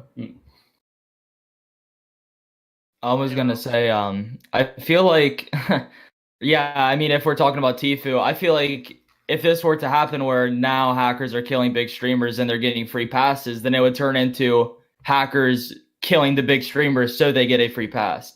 sure, Yeah. and at that point, again, I understand that would happen. That would naturally happen, but that's still the company failing them. Yeah. And in that case, then that point, they should be taking the data to find out. That should How be a they challenge hacked for them. Yeah. They should see that as challenge accepted. You hacked me. All right, cool. If Homeboy can continuously get these people, sure, hack, you get a free pass. Bring it next time. And then there should be an army of techs there being like 100% on key to find these hackers and be there. That's just good business. Yeah. That's what business people should be doing. So Mhm. bring it on. I don't know. If that was my business, I'd say bring it on. Yeah, for sure. Because you could. Oh, go ahead, Steph. No, well, I was just gonna say, like, I feel like that's why the company should make their own like custom lobbies for that same reason, to avoid hackers. Because I know in some of the skirmishes, they include like the public because they aren't the people that are necessarily in skirmishes like competing. That's why I think they should just make custom lobbies for that same reason, to avoid any type of hackers. Because I know hackers are normally just PC players because we don't see a lot of hackers on console at all. Like console is kind of just a lot harder to hack on, but I know I see a lot of PC players, like big streamers, getting hacked, and like there are a bunch of videos out there on YouTube showing how some hackers do kill big streamers while they're streaming or during skirmishes. Yeah, but with that only like deals with hackers in tournaments where the hackers are still the problem that still need to get weeded out. You know what I mean? So even if they did, we're only going to do custom matches, like that doesn't solve the problem of hackers still being in the game, and that's what they really need to address. Totally. And like Spirit was saying, like you can use it like a piece of cheese on a mousetrap, like put it out there and be like, okay, see if you can hack again, just to get them to come try, be like, bam, got you, now we know how to deal with this hack. But yeah, and besides, like, okay, if someone gets a free pass from a hacker killing them, I mean, if that person was good enough to win the tournament, they were going to win it whether they got a free pass or not. Do you know what I mean? So just because they got a free pass like for a round or whatever, because they're getting the free pass not for the entire tournament, right? It's just for a round or yeah. I was just trying to figure out. I mean, I didn't really think about the specifics of like what it would take to make it right, but I don't know if you give them, hey, you have like there were cheaters in 2 of your games. You now have 2 more games to earn points for this event. Yeah. You know, Yeah. and then boom, if you qualified because of those 2 games, great. Or you still didn't. But you got to give them the chance because you never know. Or and if someone feels like they got got cheated out of it, they're not gonna do it again. You know. So you have to create a really good experience, or else people aren't gonna come back. Like what is McDonald's known for? Messing up your order and then like probably not doing anything to make it right. You know, throwing an extra burger, like a drink or something. Hey, help me out, dude. But that doesn't really happen. Like it's like customer service. Like it's a game, but it's a business. So you have to try to accommodate, or else I think the cheaters just win. If oh, I kept this big streamer out. It's because of me. You guys don't have to deal with this guy. Okay, he won. Like, come on, like give us something. And it might delay the whole thing, but like if you really say we're against this thing, you're gonna do what it takes to accommodate people that got cheated to try to give them a fair shot at it. Or else you're saying like, okay, we hope you don't cheat, but if you do, we're not gonna do anything. And then it encourages it to happen more. Hey, shoot, maybe I'm thinking about it, dude. I'm so bad. I want to look better on stream. I might just get aimbot so I can shoot like this, and then I'll get headshots on the daily. Like, I don't know. Obviously not, So but it's just TTV in the name. There it is, dude. They're like, man, this guy's insane. There it is, dude. TTV, by the way. That's what I'm saying. Mods, can we ban whoever said Five Guys better than Chick-fil-A? No, I'm joking. Swingable. Anyone else on cheaters, dude? Or nothing? Are we good? Yeah, I'd say I agreed with pretty much everything else you guys were saying. Okay. Anyone can open up with this one. Maybe I'm being too critical because like I don't know what goes into games, but like what is wrong with like all these like video game companies and like trying to like rush out their game to release like we're in beta for like a year, or maybe they release a beta and then they release the game a month later and it's just as bad, problems weren't fixed. Like why didn't that used to be a thing? Like why are these companies just rushing out products and then they get the initial like attention, the problems don't get fixed, and their game's dead? Like, do you guys know why that's happening over and over again? I'd say. But wouldn't they get more money if like, okay, say that there's less hype because the game takes longer to be made, but more people will stick around and give it a chance because there's less problems, you know? Like there's a game that's bugged. I think it's called Overwatch, where they left this character Junkrat in it, and they didn't take him out. So I decided no, but seriously, like there's company, like PUBG. I think I didn't quit because of that. I just felt like I couldn't run it well. But like there's a lot of people, that quit because they're just like, my car exploded and I'm just driving at 40 miles an hour and I died. Or I'm in top 5 and I'm behind a tree and someone shot it and it went through the tree. They weren't hacking; it literally went through the tree, and they're just done. It's too frustrating. Like, why not fix the problems, or else people are going to quit your game? So, from a developer standpoint, I've worked with software before, so I kind of have a little bit of say in this. I'm going to be a web developer one day. I'm going to college for that. Anyways, as a software tester, I know that there is oftentimes it's oftentimes out of their hands. It's the big guys making decisions, which that trickles into business decisions where there's either not a focus to get it done properly, and it's just like get it shipped, get it there, get it in their hands. I don't care as long as the product Deadline. makes it. Yeah. And so that's bad business, obviously. But as a tester, you kind of like, there are many times that I like in my code that I touch at NASA, there's many times where I'm like, this is broken. And they're like, well, it meets what we designed it for. It meets what we want it for. Like, it's clearly bugged. It's not supposed to work like this. And they're like, doesn't matter. That's what we paid the contractors. You as contractor, we paid you to make it look like this. Don't make it go outside of this. And it's like, all right, if you want it broken, it's broken. So a lot of the time, it's not the tester's fault. It's the upper business people making those decisions. So, and as far as why they do that, I don't know. I don't know enough about business. Yeah. Maybe there's a reason. Maybe because we're talking about it now, people are thinking about PUBG. So there's a psychological aspect to keeping a few bugs. I don't know. Like there's got to be something that explains why they fail to absolutely just let that crap go. I think it's a lot of behind the scenes stuff that we just don't know about, whether it's deadlines or maybe it's pressure from other games that are starting to gain traction. And they're like, we got to beat them to the punch, get our game out there before they do, because it's like first to market kind of deal. You know what I mean? But I think it's something that we might not know unless we're in the business. Like, haven't we talked about that game that I used to play called Miscreated? And like, it was like released for like whatever like beta thing, and it just kind of stayed there. And like all these people spent money on the game and they didn't fix anything. Like they updated the most stupid like cosmetic stuff. So now people who play that game build sky bases because there's no like detection of like if you're on the ground or not. And these kids are building these like sky bases that like no one can find, and they're like invincible. And I'm like, I would be playing that game today if it had made progress since 2 years ago when I used to play it every weekend. Mhm. But I can't like. I just don't get it. Like, there's people that have made videos. There's big streamers that played it. I think Shroud played it a couple months ago. Where is Miscreated at? Probably no different than when he played it with 20K viewers or more.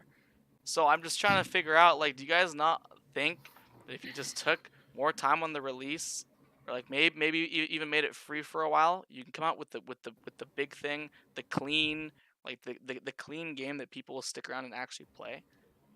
So in their case, that was a lack of funding. You couldn't pay a developer enough money to go through that garbage of code to go and fix that miscreated game. Like some software is just fundamentally broken at its core, and then you're trying to do hoops and backflips to get it done, and it's just impossible. Mm-hmm. Like that's a $60,000, $70,000 job over the course of 12 months to get it done. So I don't. That is the kind of thing. Is like obviously if it's got the potential to be fixed, it can be fixed, but a lot of stuff you just can't fix it because it is bork to all hell. So Okay. So I just see like, oh wow, now we have orange and blue bikes. I'm like, what about the sky bases, guys? It's still there. I don't need an orange bike or a blue bike. The bike is cool. It's transportation cool. Fix these big problems. But yeah, I guess if it's unfixable because of money, like I get it. You don't just release a game for free, right? Because you need money to then further fund it. But like, I feel like you're kind of over promising, and then you're kind of being dishonest almost. Like, wow, we made all this money and then just gave up on our game. But that's what everyone's doing, right? Like COD, isn't that the same way? Did they release early? They did for Black Because of Ops. Activision or something? Yeah. There's a bunch of problems, and I think they're actually going to update soon. My brother told me, I think 2 days from now, the 11th, and they'll like fix stuff. So good thing that they're like fixing things really quickly. But I think it's a bad rep. Like poor games coming out. Like I would probably still play COD right now 24/7 if like Ghost wasn't so trash. Like it's a big rep. Like it's a big rep. Like it's a reputation's so important. I don't know why they don't get that. Yeah. Money in the now is not worth it. Like because the money long term could be so much greater if you just did things the right way. Yeah. I completely agree. It's like so Yannick, go ahead, Stephanie. I'm sorry.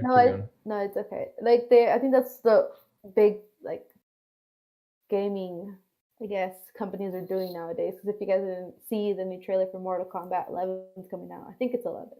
Mhm. They're releasing a beta sometime soon, but the game doesn't come out till I think next year in June, maybe. Yikers. So it's like it's a long time from now the game's being released, but it's like giving out the beta I think to buy, but with the buy of the beta you get an exclusive skin, but you won't get the skin till the I think official game comes out. Hmm. So I think that's what big game companies are doing. Hopefully, Mortal Kombat does a lot better than what Blackout did. Because for Blackout, I think when the beta came out, there was a lot of like horrible stuff that I personally thought that could have been fixed that were never fixed when the game was actually released. So that's why I completely stopped playing Blackout because I didn't like it. I'm sorry for people who like Black Ops 4 for Blackout. Yeah, I agree with you. Did not like it. They never fixed anything.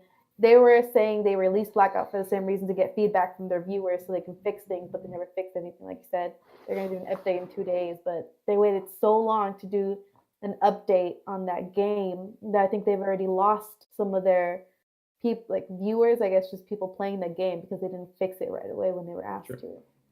Yeah, and to not defend Blackout, I won't defend Blackout as a whole, but I will defend developers as a whole to where that's a big undertaking. I know that we may think, dude, it's so simple. You just reduce the damage on this or make it so I don't die when I land on the certain areas. But the thing is like crap like that is always just a minor little iceberg. It's just literally the actual tip of an iceberg. Because if you're dying when you hit the ground, that means you've got some kind of issues with like collision detection. And collision detection is based on polygons and all this stuff. And that's also dependent on the physics of the engine and all that stuff. So I will defend them and say that as a developer, that is a huge undertaking to pick even the smallest of issues. And then you got to also translate that to all three consoles or all three platforms, So I get that it takes time, but I do think that they could definitely do a lot more with communication to where they would be like, hey, we know this is an issue. This is where it's at in queue. And there are actually a handful of games that do that, where they have an open bug report system and they're like, hey, this is where it's at right now. This is actually in the developers network where they're actually working on it right now. Or this is currently being talked about because we don't know what we want to do with this. Or this is a bug. We don't know what the actual issue is because, God, this is such a strange issue. But I think that the issue could be simply remedied by offering more communication in what is an extremely difficult scenario and situation. So that's what Fortnite did recently too, where like they found a bug right away. Fortnite just completely shut down the servers. I guess for console it happened. They shut down the servers, did an update midday, and then the game went back up. No one knew what it was about until someone tweeted about it, saying like console servers were shut down for like 5-10 minutes, so they can update just a small little bug. Just the communication was like right off the bat. They were just like, "Hey, this is what's going on," unlike some other games. Even they introduced something and it got like vaulted instantly because there was like a glitch with it, and people were like, "That's the falsest." Yeah, some of the limits were vaulted too. But like they got it, they're like, "Oh shoot, there's a bug." Instead of just leaving it in and letting people suffer through it, they're like, "All right, we're not even gonna have it in the game right now until we fix it, and then we're throwing it back out there." Exactly. That's good business management right there. Mm-hmm. Or getting kicked off of a zip line and dying to fall damage. Or had I've seen that. Some people complain about that because like, yeah, it's literally out of your control. That's like the most frustrating thing. Like it's out of your control. Like maybe you say like, "Hey, this thing is kind of bugged." So like in PUBG, don't even try to land on like a ledge of a building because it'll probably bug out and you'll fall off the side. So you either land on it or land at the doorway underneath, right? Well, the zip line in Fortnite, okay, now it's just use it or don't use it. That's kind of that's bad. Like you should be able to use it. It shouldn't have problems. But other games you can kind of avoid exactly hit or miss. I guess they never miss, huh? I don't get. Oh no, you just said hit or miss, dude. Chat's gonna go bonkers. What happened, dude? What? No, hit or miss. Just wait till it rolls in. You'll see. My bad. I'm gonna leave. Okay. Oh my bad, dude. It was one time. Do I get like a strike, like a little strike card or something? See, there's Tobsy already. Hit or miss, Kappa. I'm just trying to figure out if these gaming developers are like paid so much, or like they think that this thing is gonna be so successful because they've worked with several games. Shouldn't they know like about how long things should take to get finished? So when you promise this like big deadline, you should know, hey, we should have more than enough time. Not that you don't bump into like these roadblocks and stuff, but like I feel like you should be realistic with like how much time you're gonna give yourself or else, like Stephanie said, for like Mortal Kombat, you're promising this certain skin by a certain time. So if the game's not ready, too bad. You promised this date. Has to happen. Whether the game has a Exactly. bunch of problems or no problems. So like, I don't know. You better like, I don't know. Maybe like release like super small betas that leave you wanting more, and then say that this game is going to be released in 2 years, but you're getting pieces of it over the course of time. Exactly. So I feel like it's not that hard, but obviously I'm not in that business, so I guess I don't really know much. But I do know like what's good business, right? And like Mhm. what isn't good business, like we talked about Well, Fortnite. you as a consumer, you have a voice, and good business listens to the consumer. And when people don't listen to the consumer, they miss out, and they have people frustrated. So I don't know. There's a mixture there. There's an English. Yeah. I dang it. There's a mixture. Going back to the zip lines in Fortnite. Fortnite characters are supposed to be humans. I don't get why would they have magnets. Oh yeah, I don't even Doesn't know. make Wait, It's what just is like it? they're Well, humans, Fortnite right? characters are humans, Yeah. right? Like we're humans as like skins. But Oh, yeah. the zip lines were on magnets. Or It like makes metal. sense But- to me to be Yeah. on like two hands. But are with a you zip line. humans though? Because when you die, like that's why you get like disintegrated, or whatever. So So we're like virtual. it's like like I think a it's lore just thing. more of- It's a lore thing, yeah. Yeah. Okay. I mean, Really I weird. don't know. Let, That's let me hit the interesting. next question. Gifted subs. Do they cause people to not sub in big streams because you just like assume you're gonna get gifted, or is it like it's a good feature? Like, do you guys think that the feature is like really good, or maybe it hurts big streamers? and helps- Sometimes. Okay. How so? Okay, so just I'll use me for example. I hate to, but just I don't Go really for it. know I how don't to know. explain it really. Like there's been times where I've had people come in my stream and they'll gift like a lot of subs, and I guess it just depends on how you are mentally. But like I'll be like right now I'm at like a really good sub count, but like I gotta realize I got gifted this guy randomly during one of my last one of my last 24 hours. He gifted 100 subs. So like mentally I have to know a month from now odds are those guys are never going to resub, so like that count is going to drop a lot. So like I guess it just depends really. I mean, I'm not saying like subscribers are a number, but like if everybody's just gifting a sub and nobody's wanting to pay, then like if you're getting gifted all of these subs, like eventually that number is just going to drop down unless somebody wants to keep buying your sub. Okay. So the feature is good, but then I guess kind of like what I was saying, it just depends. Yeah. Anyone else on like gifted subs? I actually personally think that it was like more of a feature like for the little guy, like we got Mhm. all these people that can't afford a sub. Okay, someone gifts it, and then okay, this person has one more reason to stick around. But for big streamers, it's like, okay, there's some people that don't have enough money, so we're just gonna blanket sub for the chat. It supports the streamer, they get to spam an emote. But yeah, then a month later, those people might not sub again, and then they're begging for subs again. They might have Yeah. money, but there's this expectation that they don't need to pay. I feel like in that aspect, you just gotta, the people who are gifting the subs just gotta tune into the person's stream a lot more oftenly and check who's the person who comes in more oftenly than the other person. Kind of like recently, I'm using myself as an example. I got gifted a sub in Dottie's stream by one of his homies, I guess. And I'm always in Dottie streams. Like I am like nonstop in there. People know that I'm a regular in his stream, so it's kind of like it was kind of natural for him to kind of gift me a sub because I'm always in there, and it's not like a new name that pops up. It's just that new that I guess regular that pops up. They're gifting the subs. They gifted the subs, I guess. So there's a psychology behind subscriptions and stuff like that, and they say basically the study is that once someone takes the initial step into a subscription-based service, they are like infinitely more likely to then continue that service, just because they've already made the big commitment, and the only times that they would then fall out is based off of like a distressful situation where they're out of money or whatever, right? So the thing is if you can get someone into that system, shoehorn them in, when we're likely to continue the service. And gifting did that to me twice, and I've observed it.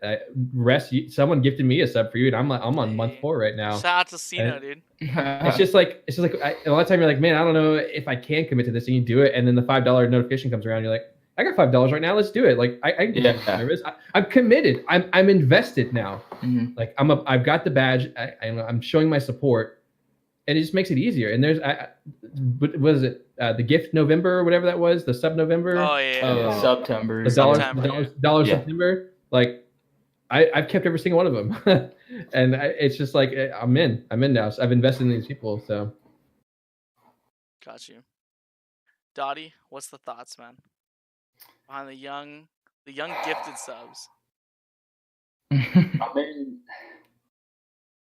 I think it's good. Although, like you were saying, Illusion, I feel like if you are a person, does focus a lot on the analytics, and all that, mentally, when it drops, it can be quite good. But from a viewer perspective, I reckon it's a good thing. It gives everyone a chance to sort of be a part of something that they might not otherwise able to be a part of.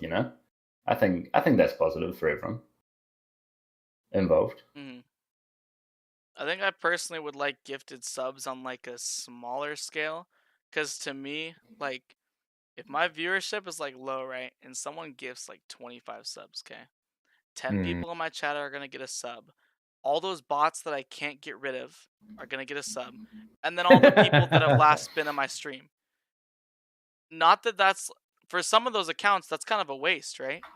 I'd rather you find people that came through a few times, like in Steph's case, and then gift those different subs. Because like, not that like being gifted 100 subs, like that's how how insane that support is. Like that's so good. Oh yeah. But I would think about the person that's doing it, and I'm like, hey, you'd probably maybe like it might value you better to do it this way. Like you're spending your money, and it's actually more significant.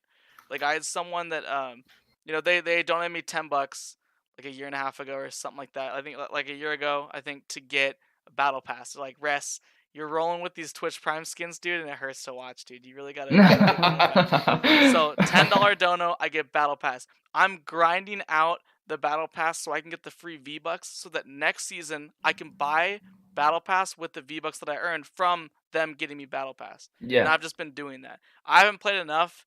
So last season I didn't get it, but I have 800 right now, and I just need 200 more, and then boom, I'm back on Battle Pass again. Because I want to make their money like have longevity, Mhm.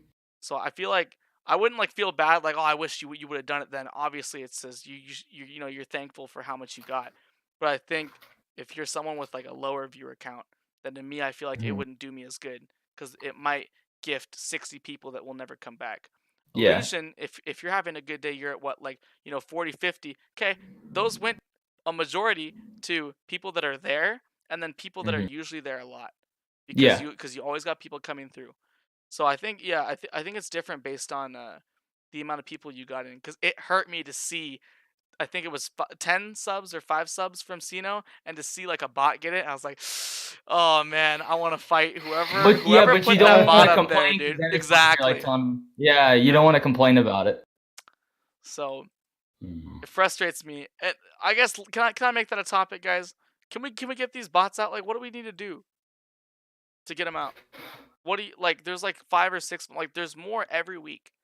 Are you talking about like the everyday viewer, Commander like the Root? Yeah, VNK and yeah. those guys. Yeah. What Aren't they like analytic bots though? I don't think they're like. I think they're recording some kind of data. I don't know that they're actually Twitch, like.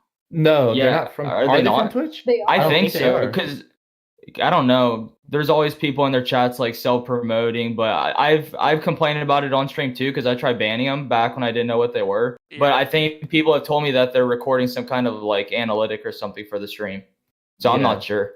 They It's like- helped me get to my affiliate, so I'm not complaining.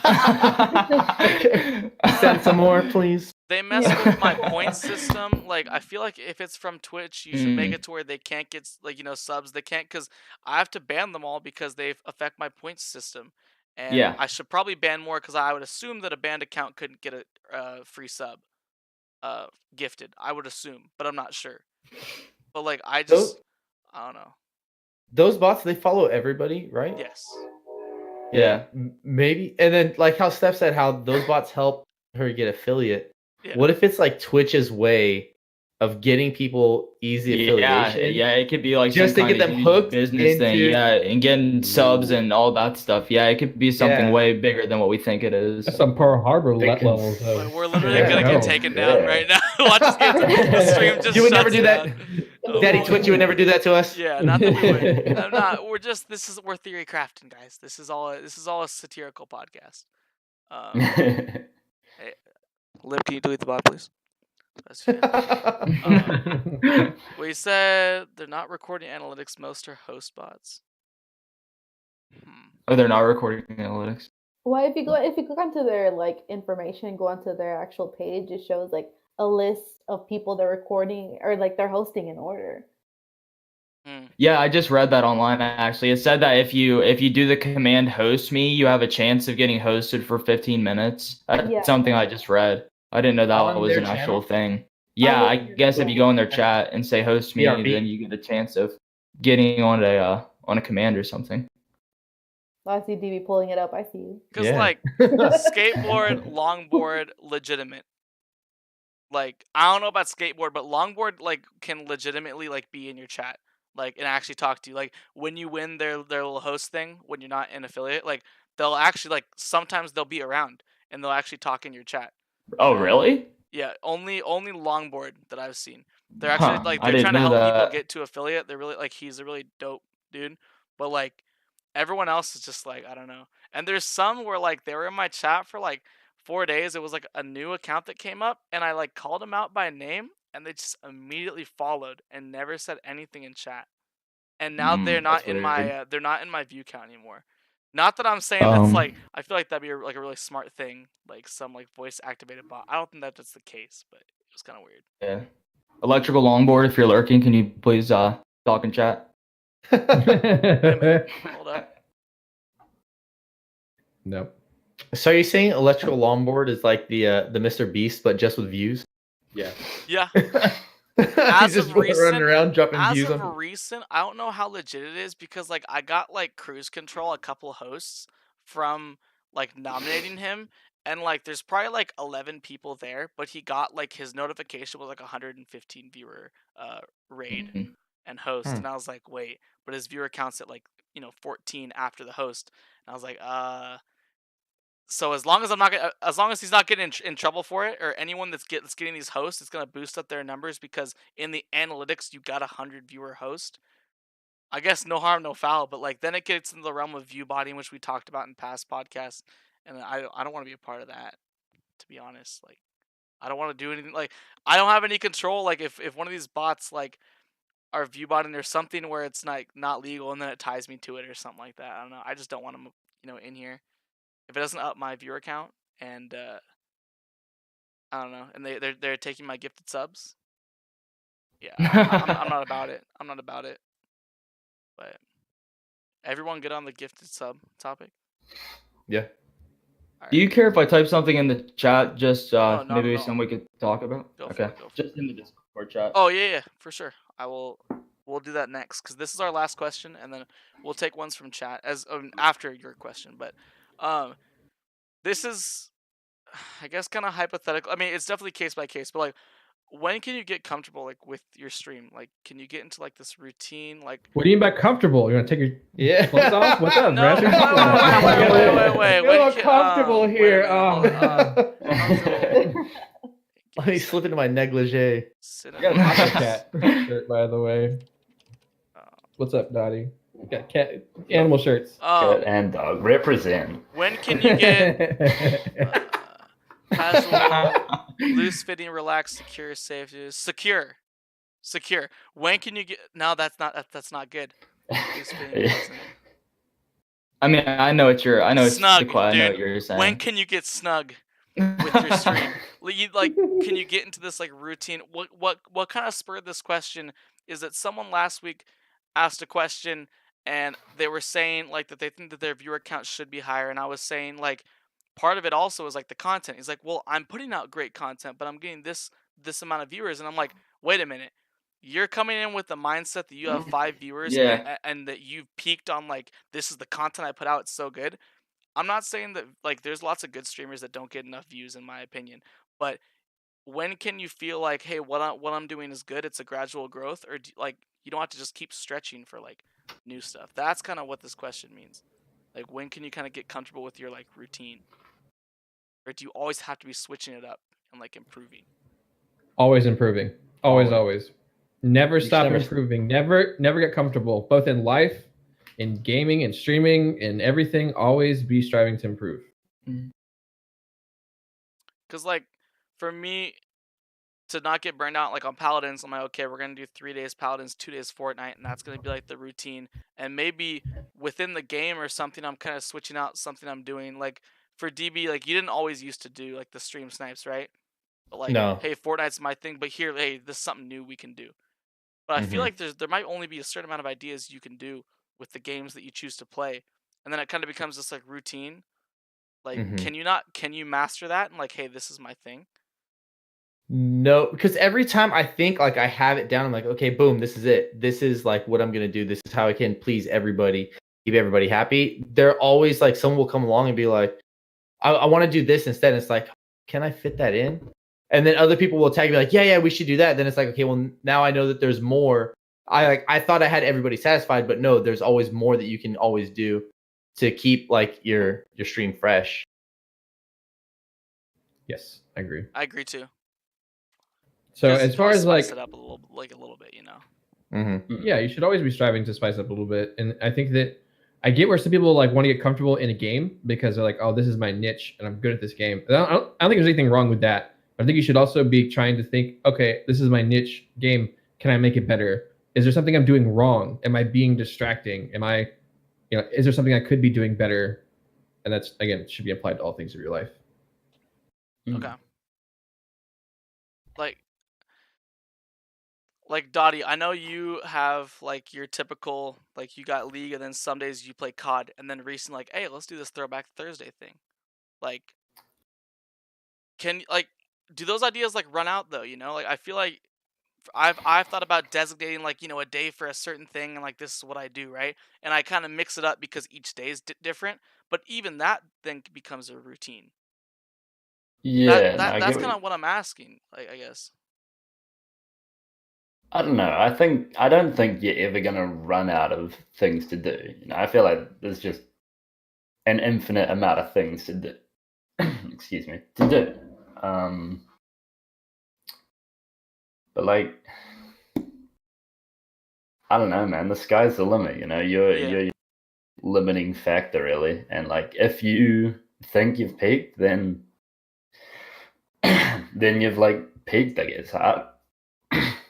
Sorry. You all right, Donnie? Yeah. You gonna live? Yeah. I'm not saying like that these top streamers I'm not saying like these top streamers like have like peaked or anything, but like they just like they're like, man, people like my personality, they like what I do. I'm gonna play whatever game. Like Summit 1G has been saying, hey guys, I'm sorry that I do this. This is bad that I do this, but like I'm playing these few games and then I get addicted to like some game. So he's been on Sea of Thieves like 6 days in a row. I'm personally loving it because like I like Summit, so I'm gonna watch whatever he plays, right? But like they feel like they could just play whatever and they'll get the same viewer count. Like they don't have to do anything special. They're just them. So that's kind of why I asked that, is because like they can get in this routine, but we can't because our viewers don't reflect like, oh, you've made it, So it's like we can never okay, get I in get a what you're routine because saying. we're not up there. So that's kind of my question, is like, can we get in this routine, or do you always have to be switching it up, always something new, or else it's not gonna catch on?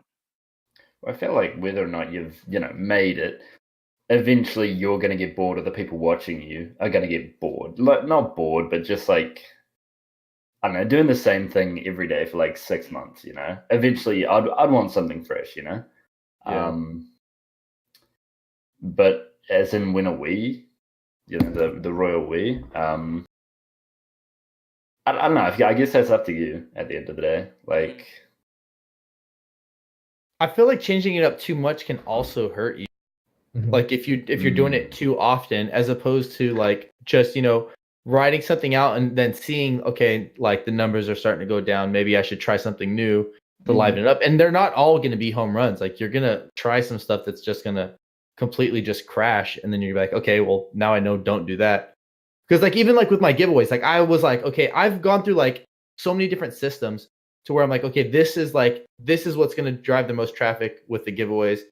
And even when I thought like I had it, I was like, okay, cool. I don't have to worry about it anymore. I don't have to worry about people coming in and sniping the giveaway with like bots or whatever they have. Like I got it down. And then even then I was like, oh, you know what? I think if I do it this way, I can get more traffic and people will enjoy doing the giveaways this way more. So then I switch it up and I think I have it down. But if I would have just left it as is, like I don't think it would be as good as it is right now. Mm-hmm. And that's the thing that's also tough with streamers that only stream one game. Maybe I don't think that it's boring, but like a lot of people would think that you're just like doing the same thing. So like when I just played Fortnite, like obviously if I enjoyed the game more and if I was like better at it, that's probably all I would play. But like I'm not, so like I have to mix it up. But if you're only doing like one game, like I don't get how they make it. I feel like it has to be all personality driven, and then they don't care what you play. But like Steph, are Put you my head like down. do you feel like you have to like play different stuff? Personally, since I started as a Fortnite player, a lot of the followers I have it does revolve around Fortnite. Mm-hmm. But I did notice that one time when I did get the My Hero One Justice game, my viewer count it skyrocketed. It was like the most views I've ever gotten, even ever since I started playing Fortnite. Like just people just loved seeing the fact that I changed it up a little bit, because I think one of the viewers even told me like, hey, like I'm glad you're playing something else. Like this is interesting. Like I don't know what you're playing, but I'm still here to watch you. But it's something new. And then I changed. Like I agree kind of with the viewer count thing. Even if you switch it up, it does kind of go bad on you, because then I play zombies a lot, and I'll have my zombie people come into my streams and be like, hey, like you haven't played zombies in a bit. Like when are you gonna play zombies? Are we ever gonna see you play zombies again?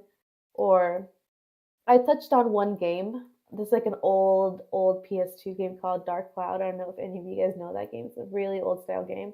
I played it for like 2 streams, and I got like 6 viewers, and those 6 viewers kept on asking me, when am I gonna play it again? When am I gonna play it again? But since I noticed that I wasn't getting such a high count on it, I'm like, okay, like maybe people don't want to see me playing this. So I stopped playing it, and ever since then, like they'll come back every once in a while and be like, hey, are you ever gonna touch back on that?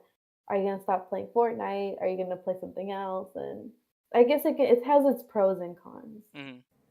I think you have a good focus though, Stephanie, because I think that's like the ultimate thing is that people need to be more open to criticism, because like there's also a lot of people who start ideas and they probably should pump the brakes day one because it's a terrible idea.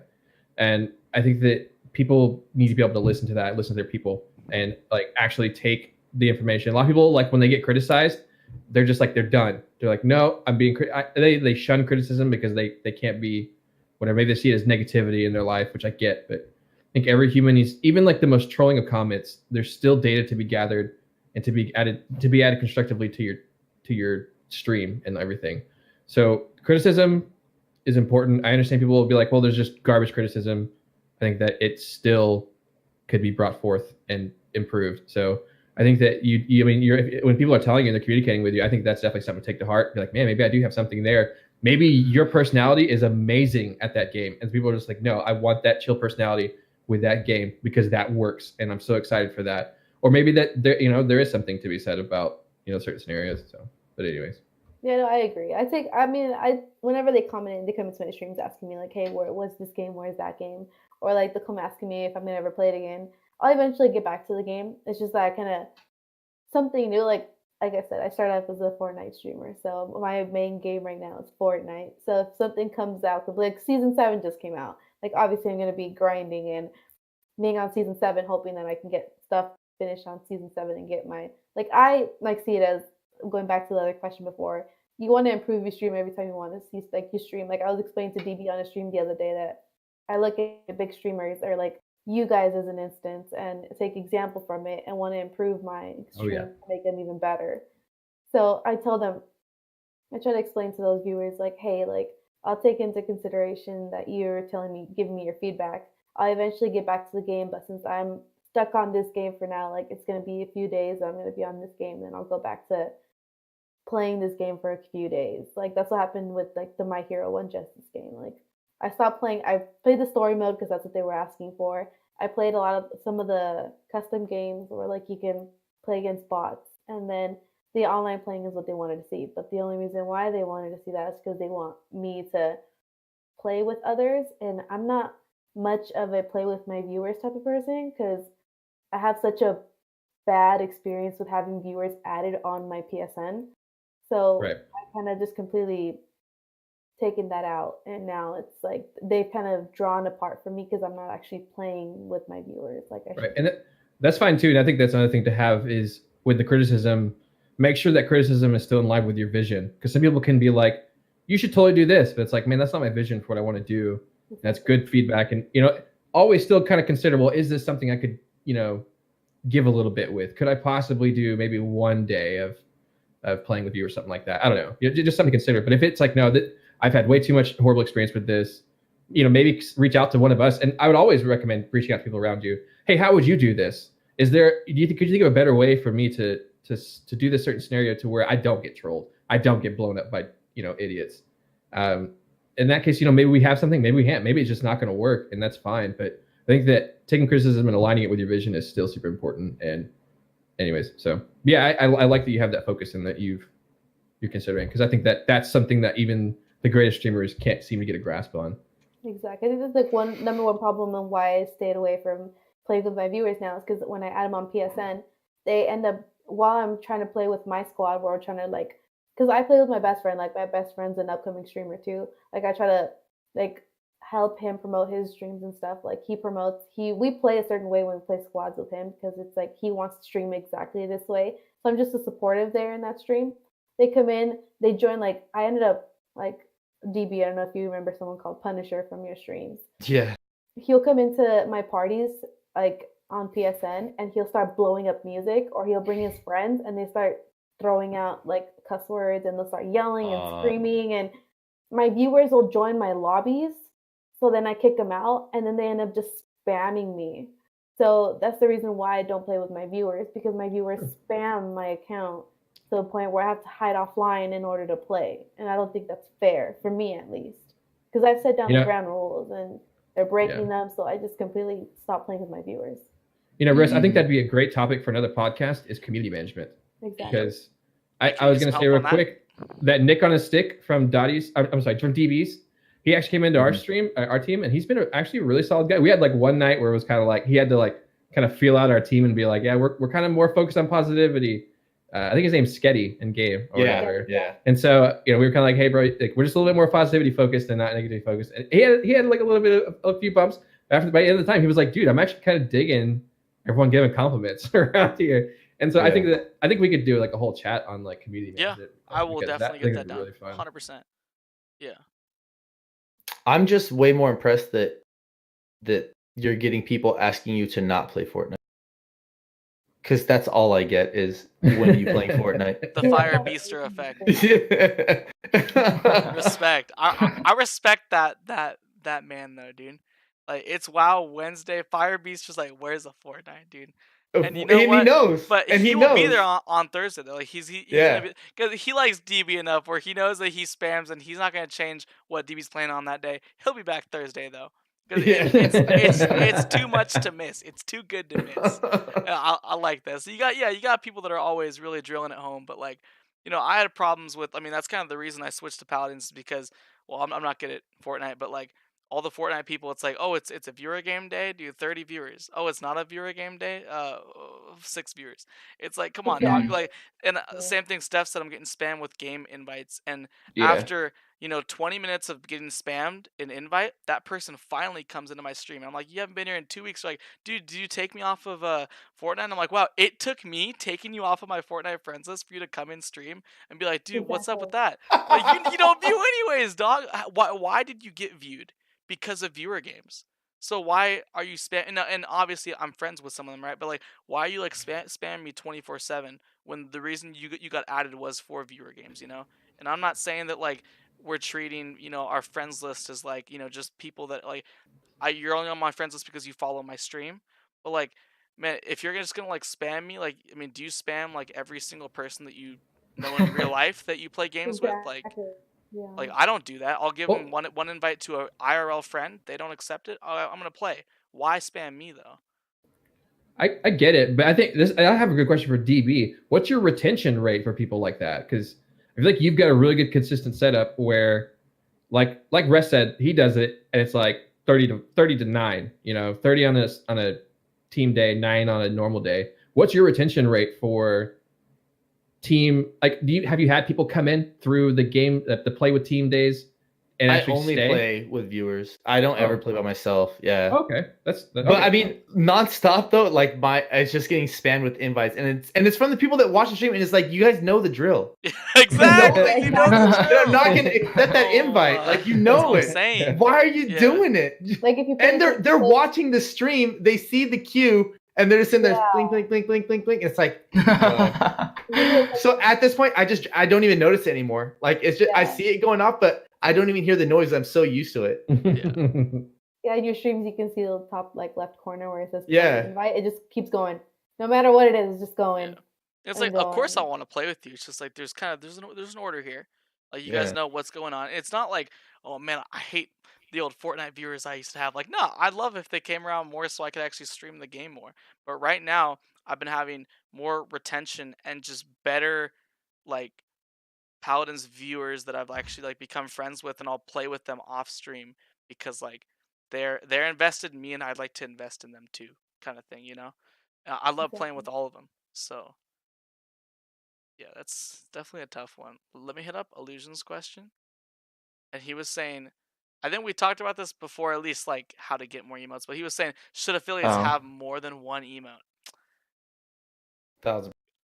I mean, we get one per level, right? Like per like the type of sub you get. Yeah. But like I don't know. There's all these big streamers that have like 50, and I can't get like Yeah, I think they 3 peak for my at tier 50. ones. We should get 3. 3 for our tier ones. Yeah, I would be think great. 3 would be really cool. Yeah, just a couple. Like I think you should start at 1. Like as soon as you get affiliate, you get 1. Yeah. After like 6 months, boom, you got 2. After a year, you get 3.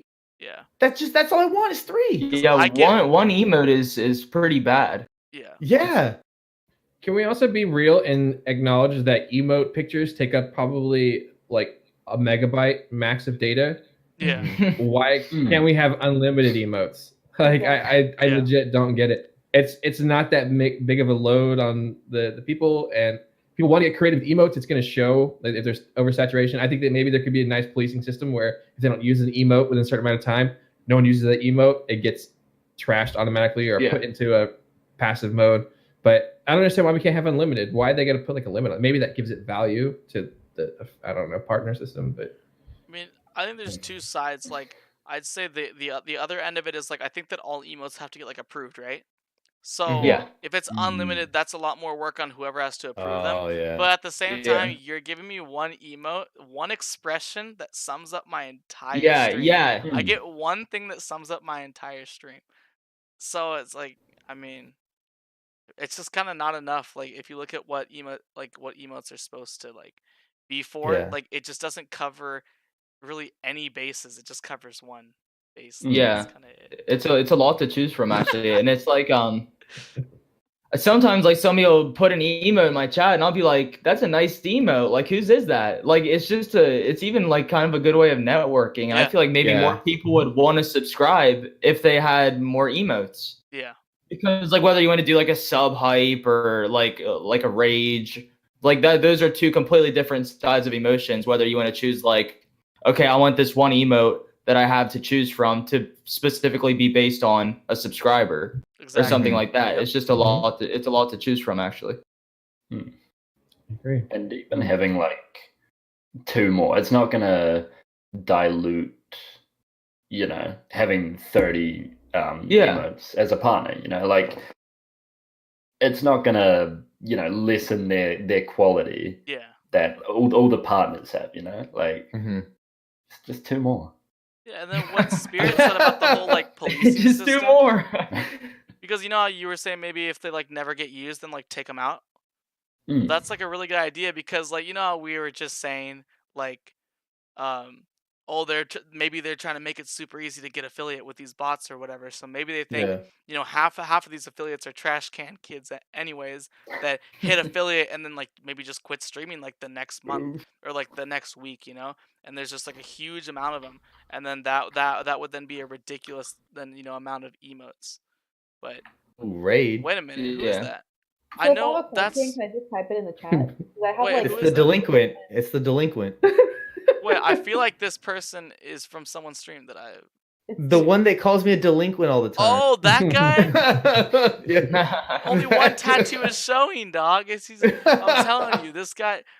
Is this the face of a man that just came out of jail, dude? No, okay. This is a guy who has a rich, fulfilling life within the system of the long arm of the law. Okay, telling you right now, dude. Thanks for your party, dude.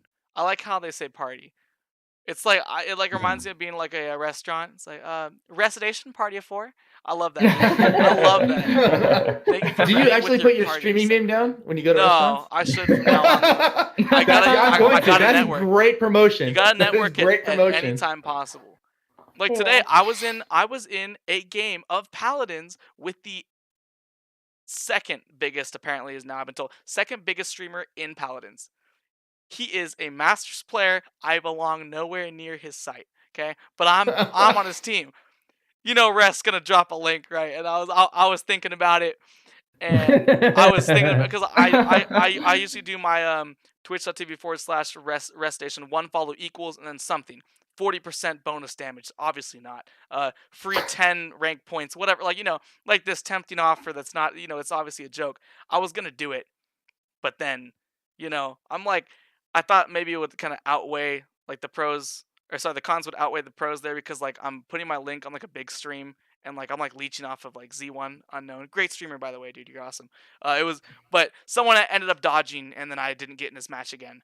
But always gotta get your name out there. I'm gonna start doing that from now on, dude. Calling Walrus is right though. pizza. Walrus is right. They 100% would mispronounce it. 100. That's true. Reticle, dude. Reticle, really. Reticle. Reticle. Where's the L, dude? I'm legit. I'm just gonna go to Starbucks, order drinks with twitch.tv/dbfanboygaming, and just leave. Not even get the drink. So they just keep calling it out over and over and over again. This is why this guy's in the podcast. You guys see these plays right here, guys? Oh my Yeah, goodness. that's actually big brain. The big brain plays for the wraparound, dude. Oh my gosh. But yeah, I think we all agree. Like 3 would be nice. So Helly, if you're still in the stream, you are. Wait. Hi, Helly. Oh my gosh. But Helly, if you I could saw just that, tell Helly. that Discord with like the Twitch dude in it, like 3 emotes, we'll keep them family friendly, I promise.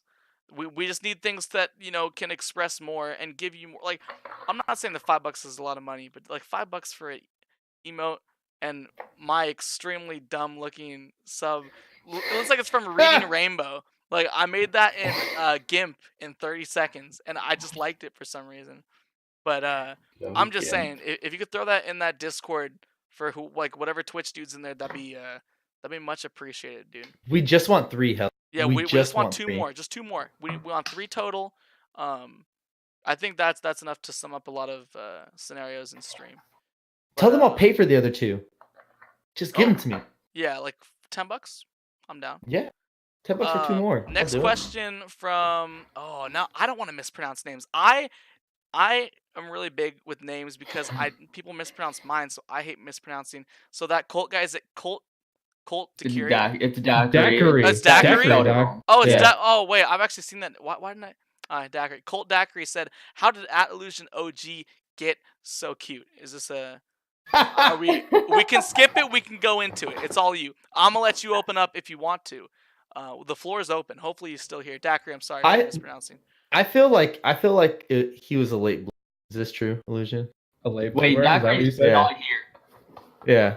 Illusion, Daiquiri, were you a late bloomer? Did you just get hit hard and then puberty just like, here you go, you handsome? Here. Handsome lad. You gonna see a picture of me 4 years ago? Yes. 4 years ago only. Yeah, freshman in high school. I like pulling this up sometimes. Maybe if like that one troll would come in my chat and be like, "You're ugly," I'll be like, "Okay." Look at this. Oh, you can't see it so bright. No! Is that timid? Is that timid games right Oh there? my gosh. No, Yeah, we called there him you out. go. Yeah, I knew it. I had a feeling. I was like, I feel like Illusion was a late bloomer. That you just got him and got Shout him out to good Living though for Dead. the best. Okay. All right, fair enough, dude. Next question from. Wait. Who'd you Oh, get? we wanna keep Who'd you going. get the good genes from? There- Did oh, you get it yeah, from let your 'em mom or your know. dad? I'd say mom. Okay, all You right. hear that, Dad? Called out. You hear Clip that, it, guys. Dad? Clip You're it. ugly. Dad. You're ugly, Daddy. You're ugly. Oh man. Fair enough, dude. This is what I like about this podcast, dude. It's very open ended, guys.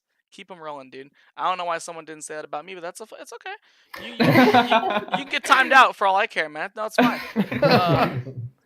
Next question from Space Waffles: what is the best game to start streaming? Honestly, whatever you like to play. It doesn't even matter Yeah. no game is right. It's Mm. whatever you like to play. Like we were talking about earlier, I think it all depends on your personality. Your personality is what keeps your viewers coming back, wanting them to listen to what you're saying, listen to what you're doing, listen to. In my sense, I think my streams can be really cringy sometimes. Because the other day I was explaining to, I think Resedation did on the stream. I sang the Pokemon theme song to my stream the other day. It all depends on how you want to play out your streams. It doesn't even matter about the game. My way. To piggyback off of that, I think that the first game you play needs to be one that you enjoy because you need to learn about streaming a little bit. There's a lot about developing yourself, how to talk when no one's in your chat, how to interact with chat, how to manage chat and play your game. There's a lot of crap you got to learn.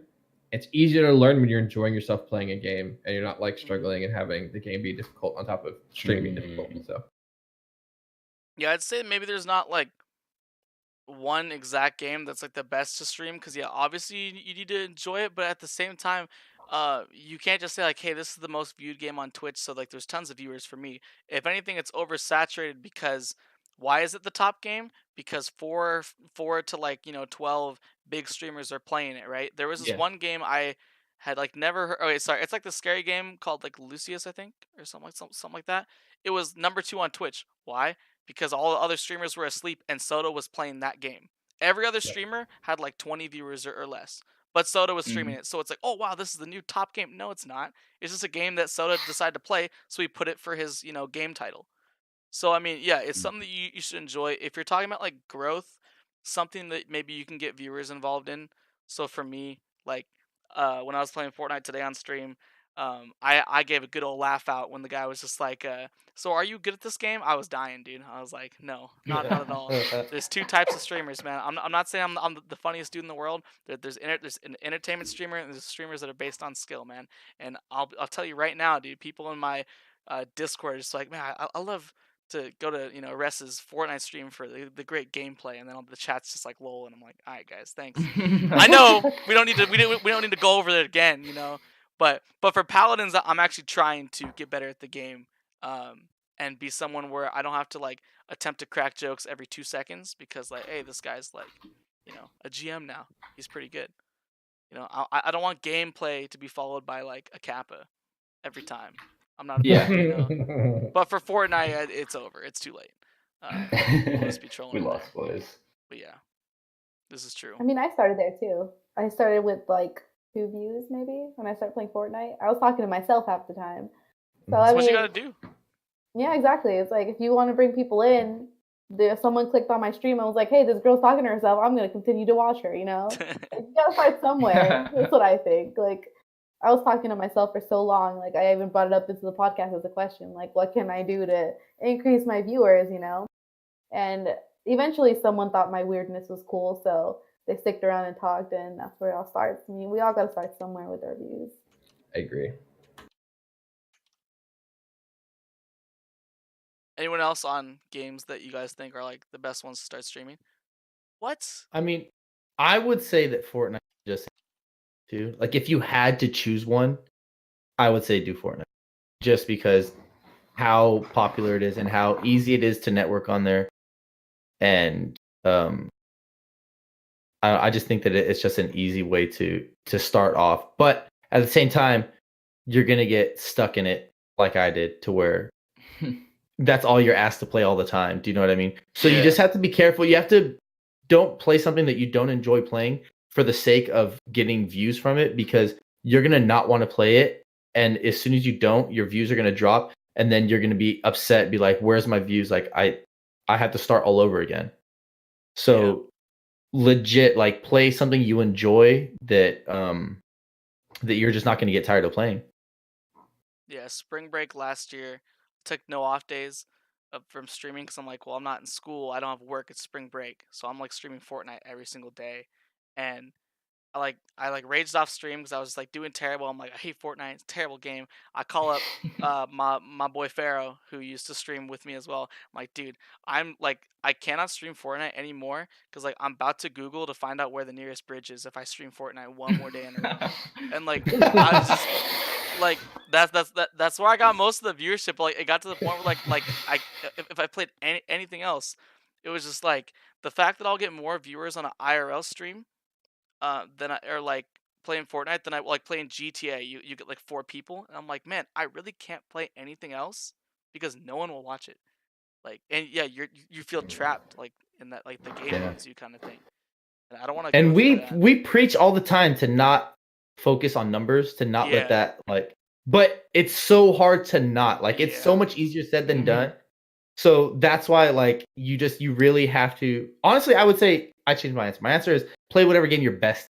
Yeah, What I would just best at. Not that you enjoy the most. I say whatever you're the best at, because that is where people are going to be impressed, and people are going to want to watch you more because they're going to see that you're really good. Unless you're ridiculously funny like Recidation, and then they'll just watch your trash gameplay no matter what. Hey, come on. Hey, shoot. Hey, And then I sucks, would counter that by saying, one, what is your success? What is success to you?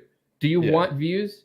Suck it up and play Fortnite all day, and then post all the funny like clips and memes and stuff like that on Twitter, all your social medias. Like, get good at that. Get good at being funny. Get good at being a meme lord, because that's what's going to get you. Bet. Get good at Fortnite. Get good at meming. Because Fortnite's going to get you there. If success to you is just having engagement with people, I mean, these Fortnite people, they just want to play with you. Like, maybe they want to talk to you. I don't know. If you want engagement, find a community, a game that has a community that's dedicated and is fun. And, you know, if you want relationships, then do that. Like, get into the community, get involved. Find those communities on Reddit. Find those communities on Facebook, Instagram, Twitter. Talk to them, get to know them, and then play with them. So it depends on what your success is. Find out what your success is and act accordingly. Yeah. You pop in chat to command join. Lol. I like Helly's answer a lot. Yeah. Oh, what? Go ahead and read out. What do you say? Oh, so Helly said, honestly, the best game to start streaming is an interactive game. The reason being is because it forces you to develop your character and interaction with the stream. Amazon Prime, dude. That's what it was all about. I'm serious. That was it. Like, how is this guy gonna transition dropping Tilted Towers to Amazon Prime? Like, what is like today? Like today, I got this dude talking about the entire game because we like dropped Pleasant. He's like Pleasant Park, Amazon Prime. Dude, those have nothing in common at all. And I'm like, what do you mean? I'm like, we're still talking about it, right? Like, I got you, dude. Like, this is it. We're still talking about it. We're keeping it on topic. I was gonna do a little Prime joke with Squirrel because he had a question, but I think he left because he was asking us like, what do we use to like match up sound and voice and stuff like that. Oh yeah, they just messaged you. They just whispered me through Switch. Okay. Because I was going to use that as the next question. Then I saw the Twitch Prime crown, so I was going to, just show off an example.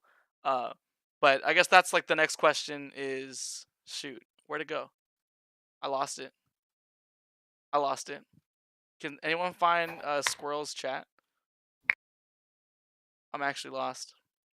It's somewhere in there. Is this how it feels to have chat? Awesome. Well, hey, what do you all use to get your audio and video linked up? Is that what you're talking? Yes, that one, dude. I'd say if you're not a console streamer, it's just like making sure that your sound settings are correct with like whatever OBS is. But Spirit's the I think he was actually asking about this podcast. Yeah, he's asking about the podcast. About the podcast? Yeah. I use Discord and display capture. Really? Mm-hmm. That's kind of it. Spirit should answer his answer anyway. Yeah, I think he's got some. If you need to know more. If you're trying to get you. Uh-oh. Oh, he's gone. Maybe he wasn't the right person to answer. Wait a minute. Wait, hold what's on. going on? We're good. We're good. We're better. No, you're good now. You're good. Oh, sorry. Hit the freeze for a second. If you're wanting to do the syncing with a console game, you need to get Streamlabs and then there's a delay under the mixer settings but first of all, you need to find out what your delay is, like your map. So when I play like a console game, I do like a snap where like I move my character up and down or like a start menu up and down and then find out. And so I try to get when I say up or something when it goes up, and then you slowly move the delay, 100 milliseconds, 600 milliseconds. I think the average for an Elgato HD60 is 450 milliseconds for a delay. So you do that. It's a matter of setting up the delay there. But if you're doing it in post, like for a YouTube video, that's all in just sliding audio around in Premiere or whatever you're editing with. So it depends on if you give us more information, Squirrel. I'd be more than happy to answer all that. I've been through all the production for both YouTube and Twitch. Man, I don't know what I'll ask you a bunch breaking of questions after to the podcast. Bring it on. You hit me up. Message me.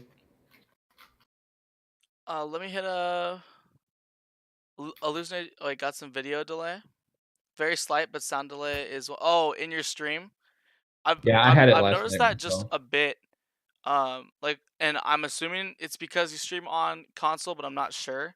Because I've Yeah. had so many, like I gave up on the Elgato to where I just do the whole like remote thing where I say I stream the remote screen, and basically my headset stays on my PC, but if I'm in a party chat, I plug the snowball into the PlayStation so that my party can hear me. And that's like Yeah. that's the only sound thing, and it fixes it. Yeah. But I feel like it's worse quality than if you're just streaming from the PS4 to like a capture card. I feel like that's better quality than the remote, but I wouldn't know because I couldn't get it to work. So Yeah, because directly from the Elgato, you can use whatever you want. Well, with the Elgato, you have to forcibly use either a connected microphone or like an aux cord headset, because you can't use wireless when you use an Elgato, Yeah. which kind of sucks. Because I stream both directly from my PS4 and through an Elgato, and it's a lot more difficult for me to get sound when I'm streaming directly from when I'm streaming with the Elgato than directly from my PS4. It's a lot harder. We have to have a lot more connections with an Elgato, which kind of sucks.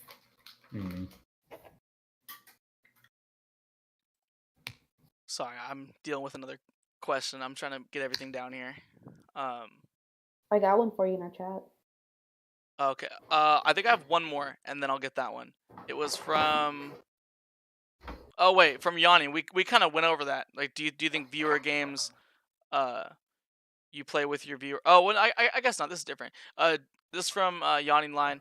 Do you think viewer games that you play with your viewers build more of like a relationship with them than you just playing, I guess, any single player game? I suppose. And I would say yeah.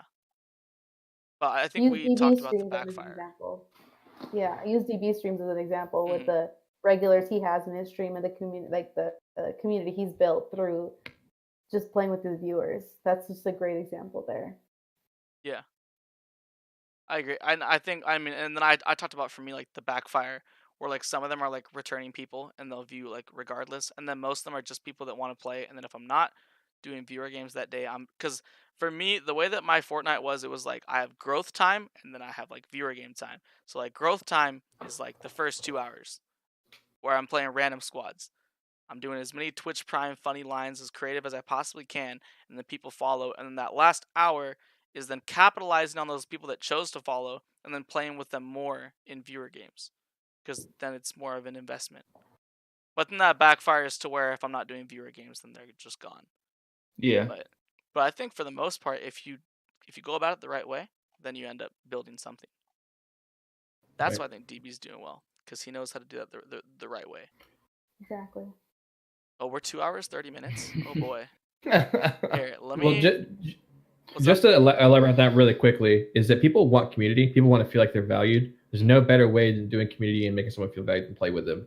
Because, I mean, that's the kind of crap that even some of us don't get, we never got growing up or whatever, is people playing with us, people being our friend. I think that's what everyone's seeking online, is to either be entertained or to find a friend. I think that's a fantastic way of doing it. We're going to do one more question to close, guys. And then basically in chat, if you could just keep posting questions, we can't get to them today, but these podcasts are every other Sunday. And then, I mean, it would just help me, because I have mods writing these questions down, and then I can use it on a future podcast. So like, help me out and keep posting questions. It'll just help me for next week, and we'll just get to those. And I could even like throw out your guys' @ in front of it if it's that important. I got you. But the question from what Steph just gave me is, do you guys think that there should be a way that viewers can get a sub badge without having to sub? You know, like there's a lot of young viewers that can't sub because they literally like they actually can't sub. They don't have enough money. Like for me, you know, I got a gifted sub because I said I literally had $3 in my bank account. And I couldn't resub to a DB. I definitely budgeted wrong for the month. It was a rough one. It was a rough one. I literally couldn't sub. So do you guys think that there should be a way to give them like the free sub badge? Well, that's what the VIP is, right? Yeah, that's what I was gonna say. VIP would be good. So it kind of takes care of it. I mean, it's not the sub badge, but you know, it's like, hey, here's the next best thing. Yeah. I can give Yeah. you. Okay, I like that. They get all the perks of could- a sub. Mm-hmm. Do they? Yeah, pretty much. Oh, I They- didn't know that. They can post links. They can be in sub chat. They can be Huh. in. What else can they do? They can do other stuff. know. Well, like if you put the chat in slow mode, it doesn't affect them. Yeah, I didn't know that. like spam Yeah. protect. They're all safe from that. Yeah. What do you guys think? I mean, is that just kind of a blanket answer? Because I feel like, yes, that'd be nice, but Twitch has kind of put something in place to satisfy that need. Mm. Yeah. I think it'd be a cool way for them to earn VIP badges automatically, like because I think young people have this ability. They don't have a lot of money, but they sure as mess got a lot of time and a lot of energy to dedicate towards you.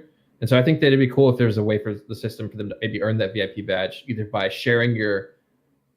using a link to share your stream and getting so many clicks off of it that they earn VIP for 10 days, 7 days, or something like that. I think that'd be a really cool system for them to get a feedback for what they have to spend, which is energy and time. Or giving back, like in- how he gives an example. Sorry, Daddy, go ahead. No, you're good. No, like a lot of the people, like I was using Kylie as an example because she's always in our stream, like DBs and I stream, saying that she doesn't have money to sub or like resub every month because she doesn't have any money. We have young viewers. With the bits, I think they should do the same thing where like with bits you can watch ads to Yup. completely get bits and donate bits to the viewers. Maybe there should be a way where like if you do something in the viewers or like in the streamer's stream, like you can earn your way back up or earn your way to like a tier 1 sub or something. You know, like I think there should be a way that we get our young viewers to be subbed for at least like Spirit said, for like 7 days, 6 days, just for a little bit of time, so it gives them be like, oh, I earned this. Now I can do this for the streamer. You know.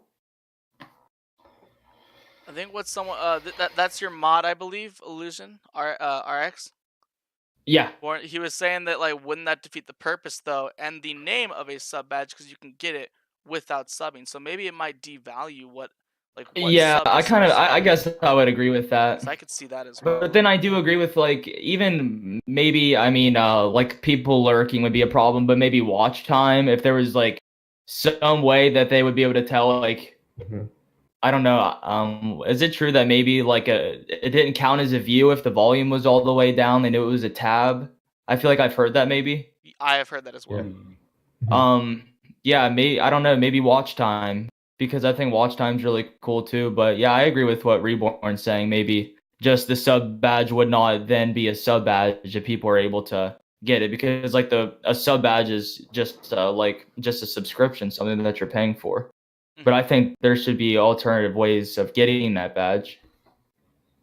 Yeah, I think that maybe the solution would be to just finding something that acknowledges their dedication, because that's what people want, right? Yeah. They want a symbol that says, "I am dedicated to Recitation. I'm dedicated to Illusion. Please, like, show it. I want to be noticed."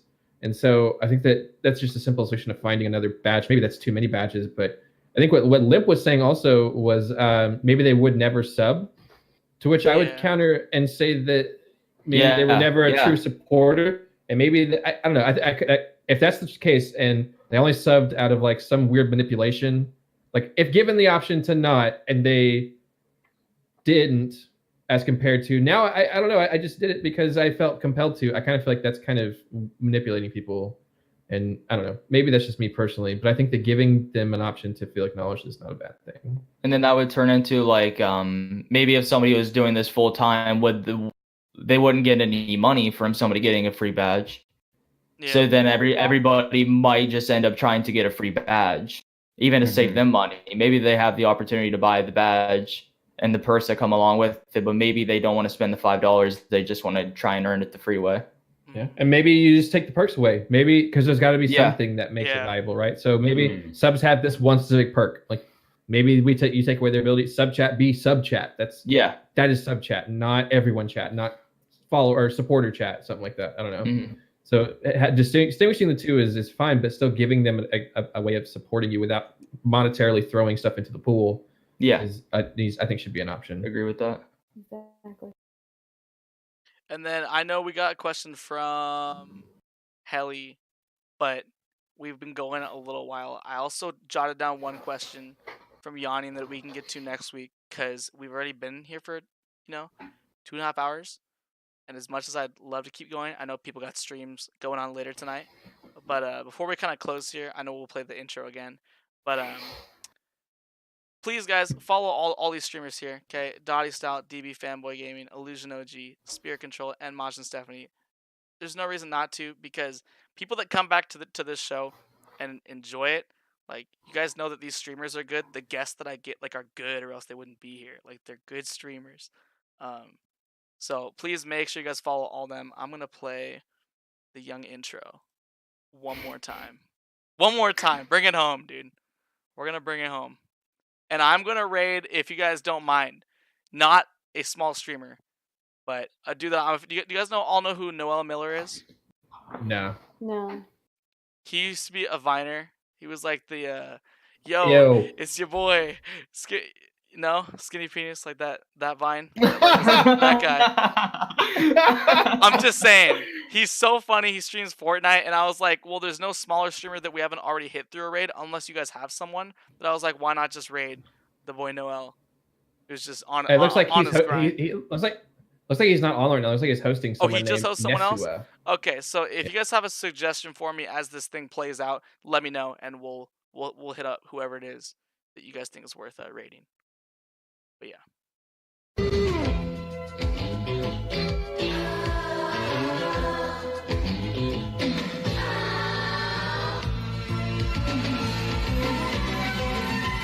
Whatever happened to predictability? The milkman, the paperboy, evening TV. Did I get delivered here? Somebody tell me, please. This whole world's confusing me.